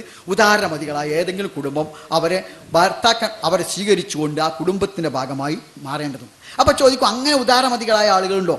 അങ്ങനെ ഉദാരമതികളായ സ്നേഹസമ്പന്നരായ സാമൂഹ്യ പ്രതിബദ്ധതയുള്ള ഒരുപാട് സ്ത്രീകളും പുരുഷന്മാരും നമ്മുടെ സമൂഹത്തിലുള്ളത് കൊണ്ടാണ് സമൂഹം ഭംഗിയായി ആരോഗ്യകരമായി നിലനിൽക്കുന്നത്. അപ്പോൾ ചോദിക്കുന്ന ബഹുഭർത്തൃത്വം അനുവദിക്കേണ്ടതല്ലേ? അതിന് പ്രായോഗികമായുള്ള പ്രശ്നമാണ്. ഒന്ന് നിങ്ങൾ ഓർത്തോക്കും, ഞങ്ങൾ 4 പേർക്ക് ഒരു ഭാര്യ നിങ്ങൾ സങ്കല്പിച്ചോളൂ. ഞങ്ങൾ 4 ആൾക്ക് ഒരു ഭാര്യ. ആ ഭാര്യ ഗർഭിണിയായി എന്ന് വിചാരിക്കാം. അപ്പോൾ സ്വാഭാവികമായും ഗർഭിണിയായാൽ മുമ്പൊക്കെ ആണെങ്കിൽ പ്രസവിക്കുന്നവരെ ആരെ കുട്ടിയാണെന്ന് അറിയില്ല. ഇപ്പോൾ വേഗം DNA പരിശോധനയുടെ ആരെ കുട്ടിയാണ് ഈ ഗർഭസ്ഥ ശിശു അറിയും. എൻ്റെ കുട്ടിയാണെങ്കിൽ ബാക്കി 3 ആളുകൾക്ക് എന്തായിരിക്കും എന്നോടുള്ള വെറുപ്പ്? ഈ ചെങ്ങായിനെ കൊണ്ട് ഈ സ്ത്രീയെ സമീപിക്കാനും ഞങ്ങൾക്ക് വയ്യ, ഞങ്ങൾ ആകെ മുടങ്ങിക്കെടുക്കാണല്ലോ എന്നല്ലോ ഈ 3 ആളുകൾ വിചാരിക്കാം. അങ്ങനെ ആ സ്ത്രീ പ്രസവിച്ചു, പിന്നെയും കുറേ കാലം കഴിയണം. അപ്പോഴും അവർ വിചാരിക്കുന്നു ഈ ചെങ്ങായിനെ കൊണ്ട് ഞങ്ങൾ കുടുങ്ങി. അപ്പോൾ ആ ഘട്ടത്തിൽ ചെലവിന് കൊടുക്കൂല, ഒരു ബാക്കി സഹകരിക്കൂല. കാരണം ഇന്നെ കൊണ്ടാണല്ലോ ഈ കുഴപ്പം മുഴുവൻ ഉണ്ടായത്. ബാക്കിയുള്ളവർ ഒന്നും ഇതിന് സഹകരിക്കൂല, ഞാൻ തന്നെ സഹകരിക്കണം. അങ്ങനെ 1ാമത്തെ കുട്ടി ഉണ്ടായി. എന്നോട് പറയാം, നിങ്ങൾ വരരുത് പറഞ്ഞാൽ ഞാൻ സമ്മതിക്കോ? ഞാൻ പോവും. 2ാമത്തെ കുട്ടിയുണ്ട്, 3ാമത്തെ കുട്ടിയുണ്ട്, 4ാമത്തെ കുട്ടിയുണ്ട്. ബാക്കി 3 ആൾ അണ്ടി പോയ അണ്ണാനെ പോലെ തെണ്ടി എടുക്കേണ്ടി വരൂലേ? അത് പറ്റൂല. അതുകൊണ്ട് ബഹുഭാര്യത്വം ബഹുഭർത്തൃത്വം ശാരീരിക പ്രകൃതി അനുസരിച്ച് ഒരുപോലെയല്ല. അതുകൊണ്ടാണ് അനുവദിക്കപ്പെടാത്തത്. ഹൈന്ദവതയുടെ അടിസ്ഥാനത്തെക്കുറിച്ച് ഒന്ന് വിശദീകരിക്കാമോ? ഹൈന്ദവ എന്താ വെച്ചാൽ എല്ലാതിനെയും ഉൾക്കൊള്ളുന്നു. ബ്രഹ്മാണം ശൂലപാണിയും ഹരിമമരപതിയും ഭാസ്കരം സ്കന്ദവിന്ദും വിഷ്ണും ബന്മിം ധനേശം വരുണം അഭിമാൻ ധർമ്മം ആര്യാൻ പണീന്ദ്രാൻ ദേവാൻ ദേവി സമേതാൻ ഗ്രഹമുനി പിതൃകോ പക്ഷി നക്ഷത്ര വിക്ഷാൻ ത്രൈലോക്യത്താൻ സമത്താൻ സകല പരിവൃഢൈ സർവഭൂതൈ നമാമി. സർവചരാചരങ്ങളെയും, ഈ പ്രപഞ്ചത്തിലുള്ള സർവചരാചരത്തിനെയും ആത്മാർത്ഥമായിട്ട് ബഹുമാനിക്കുന്ന ഒരു സംസ്കാരം ഹൈന്ദവത. യേശുക്രിസ്തു ഞാൻ ത്രിയേകത്വത്തിന്റെ ഭാഗമായ ദൈവമാണ് എന്ന് സ്വയം അവകാശപ്പെട്ടതായി ബൈബിളിൽ ഏതെങ്കിലും ഭാഗത്ത് പറയുന്നുണ്ടോ? അതുതന്നെയാണ് ഞാൻ നേരത്തെ പറഞ്ഞത്. എന്നെ കണ്ടവൻ പിതാവിനെ കണ്ടിരിക്കുന്നു എന്ന് പറഞ്ഞാൽ ഞാനും പിതാവും തമ്മിൽ യാതൊരു വ്യത്യാസവും ഇല്ല എന്ന് യേശുക്രിസ്തു പറഞ്ഞിട്ടുണ്ട്. അതുകൊണ്ടാണ് ത്രിത്വവാദത്തിന് ഇത്രയും പ്രാധാന്യം ഇതിനകത്ത് വന്നതിൻ്റെ കാര്യം അതാണ്. അത് യേശുക്രിസ്തു സ്വന്തമായി പറഞ്ഞ വാചകമാണ്. മുസ്ലിങ്ങൾ മാത്രമേ സ്വർഗത്തിൽ പോകൂ എന്നാണല്ലോ മുസ്ലിങ്ങൾ പറയുന്നത്. ഇത് ശരിയാണോ? എല്ലാ മതങ്ങളും ഒന്നാണെന്നും ശരിയാണെന്നുമുള്ള വാദത്തോടുള്ള താങ്കളുടെ അഭിപ്രായം എന്താണ്? സ്വർഗം എന്നത് ദൈവത്തിൻ്റെ സമ്മാനമാണല്ലോ, ദൈവത്തിൻ്റെ ദാനമാണ്. നമുക്കൊക്കെ അറിയാം, പരീക്ഷ പാസ്സാകണമെങ്കിൽ പരീക്ഷയ്ക്ക് ആൻസർ ചെയ്യണം. എന്തെങ്കിലും ഉത്തരം എഴുതിയാൽ പരീക്ഷ പാസ്സാവില്ല. പരീക്ഷയ്ക്ക് നിശ്ചയിക്കപ്പെട്ട ചോദ്യങ്ങൾക്കുള്ള നിശ്ചയിക്കപ്പെട്ട ആൻസർ എഴുതിയാൽ പരീക്ഷ പാസ്സാവും. രോഗം മാറണമെന്ന് ആഗ്രഹിക്കണം, രോഗം മാറാനുള്ള മരുന്ന് കഴിച്ചാൽ രോഗം മാറും. അതുപോലെ ദൈവം വാഗ്ദാനം ചെയ്തതാണ് സ്വർഗം. ആ ദൈവത്തിൻ്റെ സ്വർഗം ആഗ്രഹിച്ച് ദൈവം നിശ്ചയിച്ച വഴിയിലൂടെ പോകുന്ന എല്ലാവർക്കും സ്വർഗം ലഭിക്കും. ദൈവം വാഗ്ദാനം ചെയ്ത സ്വർഗം ആഗ്രഹിച്ച് ദൈവം സ്വർഗം ലഭിക്കാൻ നിശ്ചയിച്ച വഴികളിലൂടെ ആരെല്ലാം സഞ്ചരിക്കുന്നോ അവർക്കെല്ലാം സ്വർഗം ലഭിക്കും. അവിടെ പേരോ കുറിയോ ദേശമോ ഭാഷയോ അല്ല പ്രശ്നം. ആര് ദൈവത്തിൻ്റെ സ്വർഗം ആഗ്രഹിച്ച് ദൈവം അതിന് നിശ്ചയിച്ച വഴിയിലൂടെ പോകുന്നു അവർക്കാവുന്നു സ്വർഗം ലഭിക്കും. പിന്നെ എല്ലാ മതങ്ങളും ശരിയാണ്. എല്ലാ മതങ്ങളും മൗലികമായി ഒരേ കേന്ദ്രത്തിൽ നിന്നുണ്ടായതാണ്. അഥവാ ലോകത്ത് നേരത്തെ ഇവിടെ പ്രഭാഷകർ സൂചിപ്പിച്ച പോലെ ഇന്ത്യയിലും ചൈനയിലും ആഫ്രിക്കയിലും യൂറോപ്പിലും എല്ലാമുള്ള എല്ലാ മതങ്ങളും എന്ന് പറയാൻ പാടില്ല, മതമേ ഉള്ളൂ. എല്ലാം ദൈവത്തിൽ നിന്ന് മനുഷ്യരാശിക്ക് ലഭിച്ച മാർഗദർശനമാണ്, ജീവിത വ്യവസ്ഥയാണ്, ജീവിതക്രമമാണ്, ജീവിത രീതിയാണ് എല്ലാ മതങ്ങളും മൗലികമായി. പക്ഷെ എന്താ പിന്നെ സംഭവിക്കുന്നത്? സ്വാഭാവികമായും മതത്തിൻ്റെ അനുയായികളും എതിരാളികളുമായ ആളുകൾ അതിൽ വെട്ടിത്തിരുത്തലുകളും കൂട്ടിച്ചേർക്കലുമൊക്കെ നടത്തുമ്പോൾ സ്വാഭാവികമായും അവയ്ക്കിടയിൽ വ്യത്യസ്തതകളുണ്ടാവുന്നു, ഭിന്നതകളുണ്ടാകുന്നു. അതിനാൽ മതങ്ങൾക്കിടയിൽ അല്ലെങ്കിൽ മതങ്ങൾ ഉണ്ടാകാനും മതങ്ങൾക്കിടയിൽ ഭിന്നത ഉണ്ടാകാനുള്ള മൗലിക കാരണം അതാണ്. ഒരു ദൈവദൂതൻ നിയോഗിതനാവും. ആ ദൈവദൂതൻ്റെ കുറേ ആളുകൾ, സമൂഹത്തിലെ ആളുകൾ ആ ദൈവദൂതനെ പിന്തുടരും. അദ്ദേഹത്തിൻ്റെ ചര്യയിൽ നിന്നും അദ്ദേഹം പഠിപ്പിച്ചെന്നും ആളുകൾ അകന്നു പോകുമ്പോൾ മറ്റൊരു ദൈവദൂതൻ വരും. അപ്പോൾ ആദ്യം അകന്നു പോയ ആളുകളിൽ കുറേ ആളുകൾ പഴയതിൽ നിലനിൽക്കും, കുറേ ആൾ പുതിയ പ്രവാചകനെ സ്വീകരിക്കും. അങ്ങനെയാണ് ഭിന്ന മതങ്ങൾ ലോകത്ത് ഉണ്ടായത്. മൗലികമായി എല്ലാ മതങ്ങളും ഒരേ ദൈവിക സ്രോതസ്സിനായിരുന്നു. അതുകൊണ്ടാണ് ഞാൻ നേരത്തെ സൂചിപ്പിച്ച എല്ലാ മതങ്ങളുടെയും മൗലികമായ ബോധവും മൗലികമായ ധാരണയും ഒന്നാകാനുള്ള കാരണം. പിന്നെ ഭിന്നതകൾ ഉണ്ടാവാൻ കാരണം അനുയായികളായ ആളുകൾ വെട്ടിച്ചുരുക്കലുകളും കൂട്ടിച്ചേർക്കലുകളും കൃത്രിമങ്ങളും മതങ്ങളിൽ വരുത്തുന്നത് കൊണ്ടാണ്. അവയെ മാറ്റി നിർത്തി, അഥവാ മനുഷ്യ ഇടപെടലുകളെ പൂർണ്ണമായി മാറ്റി നിർത്താൻ കഴിഞ്ഞാൽ മതത്തിൻ്റെ ഏകദാനത കണ്ടെത്താൻ കഴിയും എന്നതാണ് വസ്തുത. അപ്പോൾ മനുഷ്യ ഇടപെടലുകളിൽ നിന്ന് മോചിതമായ ദൈവപോക്തമായ മതം ആണ് യഥാർത്ഥത്തിൽ ദൈവത്തിൽ നിന്ന് ലഭ്യമാകുന്നത്. ആ മതം മനുഷ്യൻ്റെ ഇടപെടലുകളിൽ നിന്നൊക്കെ മോചിപ്പിക്കാൻ കഴിഞ്ഞാൽ അത് എല്ലാ മതങ്ങളുടെയും ഒരു ഏകദാനത നമുക്ക് കണ്ടെത്താൻ കഴിയും. അപ്പോൾ സാഹോദര്യം മാത്രമല്ല വിശ്വമാനവികതയും വരും. പക്ഷെ അങ്ങനെ എല്ലായ്പ്പോഴും എല്ലാം കണ്ടെത്താൻ കഴിയുമോ എന്ന് നമുക്ക് അറിയുന്ന ഒരു കാര്യമല്ല. അത് മനുഷ്യരാശിയുടെ ഒരു അന്വേഷണത്തിൻ്റെ രാജപാതയിൽ മുന്നോട്ട് പോവേണ്ട കാര്യമാണ് എന്നാണ് സൂചിപ്പിക്കുന്നത്. മതവും രാഷ്ട്രീയവും തമ്മിലുള്ള ബന്ധം ഒരു കെമിസ്ട്രിയിലും യോജിക്കുന്നില്ല. എന്തുകൊണ്ട്? മതം മനുഷ്യ ജീവിതത്തിൻ്റെ എല്ലാ മേഖലകളിലും അവന് വെളിച്ചവും തെളിച്ചവും നൽകേണ്ടതാണ്. അതിൽ രാഷ്ട്രീയമോ ഭരണമോ സാമൂഹ്യ വശമോ സാമ്പത്തിക വശമോ കുടുംബ മേഖലയോ വ്യക്തി ജീവിതമോ ആചാരമോ അനുഷ്ഠാനമോ ഒന്നും ഒഴിവാകാൻ പാടില്ല. അതുകൊണ്ട് മനുഷ്യ ജീവിതത്തിൽ മതമുണ്ടാവുക എന്ന് പറഞ്ഞാൽ എന്താണ്? മതപരമായ മൂല്യങ്ങൾ മനുഷ്യ ജീവിതത്തിൽ ഉണ്ടാവുക എന്ന. അഴിമതി നടത്താൻ പാടില്ല, സ്വജനപക്ഷപാതം പാടില്ല, അക്രമം പാടില്ല, നീതിരഹിതമായ കാര്യങ്ങൾ പാടില്ല. മതം എന്ന യഥാർത്ഥത്തിൽ തന്നെ അങ്ങനെയാണ് അത് പഠിപ്പിക്കുന്നത് എന്നർത്ഥം. അതുകൊണ്ടാണ് മഹാത്മാഗാന്ധി പറഞ്ഞു, ഇന്ത്യൻ സ്വാതന്ത്ര്യ സമരത്തിന് നെടുകാത്വം വഹിച്ച മഹാത്മാഗാന്ധി പറഞ്ഞല്ലോ, മതമില്ലാത്ത രാഷ്ട്രീയം കൊലക്കയറ് പോലെയാണ്, കൊലക്കണി പോലെയാണ് എന്ന് പറഞ്ഞു. ആ മതമൂല്യങ്ങളെ നിരാകരിച്ചാൽ രാഷ്ട്രീയം മനുഷ്യ സമൂഹത്തിൻ്റെ ആത്മാവിനെ കൊല്ലുന്ന കൊലക്കയറാണ്, കൊലക്കണിയാണ് എന്ന് പറയാനുള്ള ഗാന്ധിജി പറയാനുള്ള കാരണം അതാണ്. അതുകൊണ്ടാണ് മതമൂല്യങ്ങൾ രാഷ്ട്രീയത്തിനും വേണം, ഭരണത്തിനും വേണം, ജീവിതത്തിൻ്റെ എല്ലാ വശങ്ങളിലും വേണം. അല്ല എങ്കിൽ എന്താ സംഭവിക്കുക വെച്ചാൽ അഴിമതിക്കാരും വഞ്ചകരും തട്ടിപ്പുകാരും ചൂഷകരുമായി ഭരണാധികാരികൾ മാറുകയും അവർ സാമൂഹ്യമായ സാമൂഹ്യമായ ആരോഗ്യാവസ്ഥയെ തകർക്കുകയും ചെയ്യും. അതാണ് നമ്മുടെ സമൂഹത്തിൽ നിന്ന് കണ്ടുകൊണ്ടിരിക്കുന്നത്. അതുകൊണ്ട് മതമുക്തമായ രാഷ്ട്രീയം മനുഷ്യവിരുദ്ധമാണ്, ദൈവവിരുദ്ധമാണ്, ജനവിരുദ്ധമാണ്, പ്രകൃതി വിരുദ്ധമാണ് എന്നതാണ് വസ്തുത. അവസാനത്തെ അവതാരത്തെപ്പറ്റി ഭവിഷ്യപുരാണത്തിൽ പറയുന്നത് ഇങ്ങനെയാണ്: ഏതസ്മിൻ അന്തരെ മ്ലേച്ഛ ആചാര്യന്ന സമന്വിത മഹാമത ഇരിക്കാത ശിഷ്യശാഖ സമന്വിതം. അപ്പോൾ മ്ലേച്ഛൻ അഥവാ അന്യദേശക്കാരൻ ആയ ഒരു ആചാര്യൻ പ്രത്യക്ഷപ്പെടും. അദ്ദേഹത്തിൻ്റെ നാമം അദ്ദേഹത്തിൻ്റെ ശിഷ്യങ്ങളോടൊപ്പം പ്രത്യക്ഷപ്പെടും. അദ്ദേഹത്തിൻ്റെ നാമം മഹാമത അഥവാ മുഹമ്മദ് എന്നായിരിക്കും. മുഹമ്മദ് നബിയെക്കുറിച്ച് താങ്കളുടെ അഭിപ്രായം എന്താണ്? ചോദ്യകർത്താവിൻ്റെ ചോദ്യം പൂർണ്ണമായിട്ട് എനിക്ക് മനസ്സിലായിട്ടുമില്ല. ഞാൻ അതേപ്പറ്റി കൂടുതൽ പഠിച്ചിട്ടുമില്ല. 10 അവതാരം എന്ന് പറയുന്നത് പ്രപഞ്ച സൃഷ്ടിയിൽ ഞാൻ കാണുന്നതും ഞാൻ പഠിച്ചതും പ്രപഞ്ച സൃഷ്ടിയിൽ ഒരു മഹാശക്തി, അദൃശ്യമായൊരു ശക്തി കുടികൊള്ളുന്നുണ്ടല്ലോ. ആ ശക്തി പരിണാമങ്ങൾ ഇങ്ങനെ ഉണ്ടാക്കി ആദ്യം മത്സ്യമുണ്ടായി, കൂർമ്മമുണ്ടായി, ഇങ്ങനെ പലതുമായി മനുഷ്യനും മൃഗവുമല്ലാത്ത ഒരു ജീവിയുണ്ടായി. അവസാനം മനുഷ്യനായിട്ട്, പൂർണ്ണ മനുഷ്യനായിട്ട് ശ്രീരാമചന്ദ്രനുണ്ടായി. അതിനുശേഷം ഇങ്ങനെ ഉണ്ടായി. ഇനി പറയുന്ന ആ ചോദ്യകർത്താവിൻ്റെ ആ ചോദ്യം പൂർണ്ണമായിട്ട് എനിക്ക് മനസ്സിലാക്കാൻ സാധിച്ചിട്ടില്ല. മുഹമ്മദിനെ പറ്റി എനിക്ക് പറയാനുള്ളത്, ഇസ്ലാം സമുദായത്തിൽ ഉണ്ടായിരുന്ന ഉച്ചനീചത്തെ മാറ്റി അടുക്കും ചിട്ടയുമുള്ള ഒരു മാനവ സമൂഹത്തിനെ വാർത്തെടുക്കാൻ മുഹമ്മദ് നബി വളരെ ശ്രമിച്ചു. ആ ശ്രമം വിജയിച്ചു എന്ന് വിശ്വസിക്കുന്നവനും പഠിച്ചിട്ടുള്ളവനാണ് ഞാൻ. അല്ലാതെ ഹിന്ദു സനാതന മൂല്യങ്ങളിൽ എവിടെയും അവസാനം ഇങ്ങനെ ഒരാൾ ജനിക്കുമെന്നും അദ്ദേഹത്തിൻ്റെ പേര് മുഹമ്മദ് നബി ആകുമെന്ന് പറഞ്ഞിട്ടേയില്ല. യഥാ യഥാ ഹി ധർമ്മസ്യ ഗ്ലാനിർഭവതി ഭാരത അഭ്യുത്ഥാന മതമസ്യ സംഭവാമി യുഗേ യുഗേ എന്ന് ഭഗവാൻ ഗീതയിൽ ആ യുദ്ധക്കളത്തിൽ വെച്ച് പറഞ്ഞിട്ടുണ്ട്. അതിലൊരാളാണ് ഈ അടുത്ത കാലത്ത് ജനിച്ച ശ്രീനാരായണ ഗുരുദേവ പരമഹംസൻ. ക്രൈസ്തവ മതവിശ്വാസത്തിൽ ആദിമ മനുഷ്യനായ ആദം ചെയ്ത പാപഫലമായി ഭൂമിയിൽ ജനിക്കുന്ന എല്ലാ മനുഷ്യരും പാപികളായാണ് ജനിക്കുന്നത്. ക്രിസ്തു ക്രൂശിതനായതോടുകൂടിയാണ് മനുഷ്യൻ പാപമുക്തനായത്. എന്നാൽ ക്രിസ്തുവിന് മുൻപ് ഒരുപാട് പണ്ഡിതന്മാരും പ്രവാചകന്മാരും ജീവിച്ച് മരിച്ചു പോയിട്ടുണ്ട്. ക്രൈസ്തവ വിശ്വാസം അനുസരിച്ച് അവർ പാപികളായാണ് ജീവിച്ചതും മരിച്ചതും.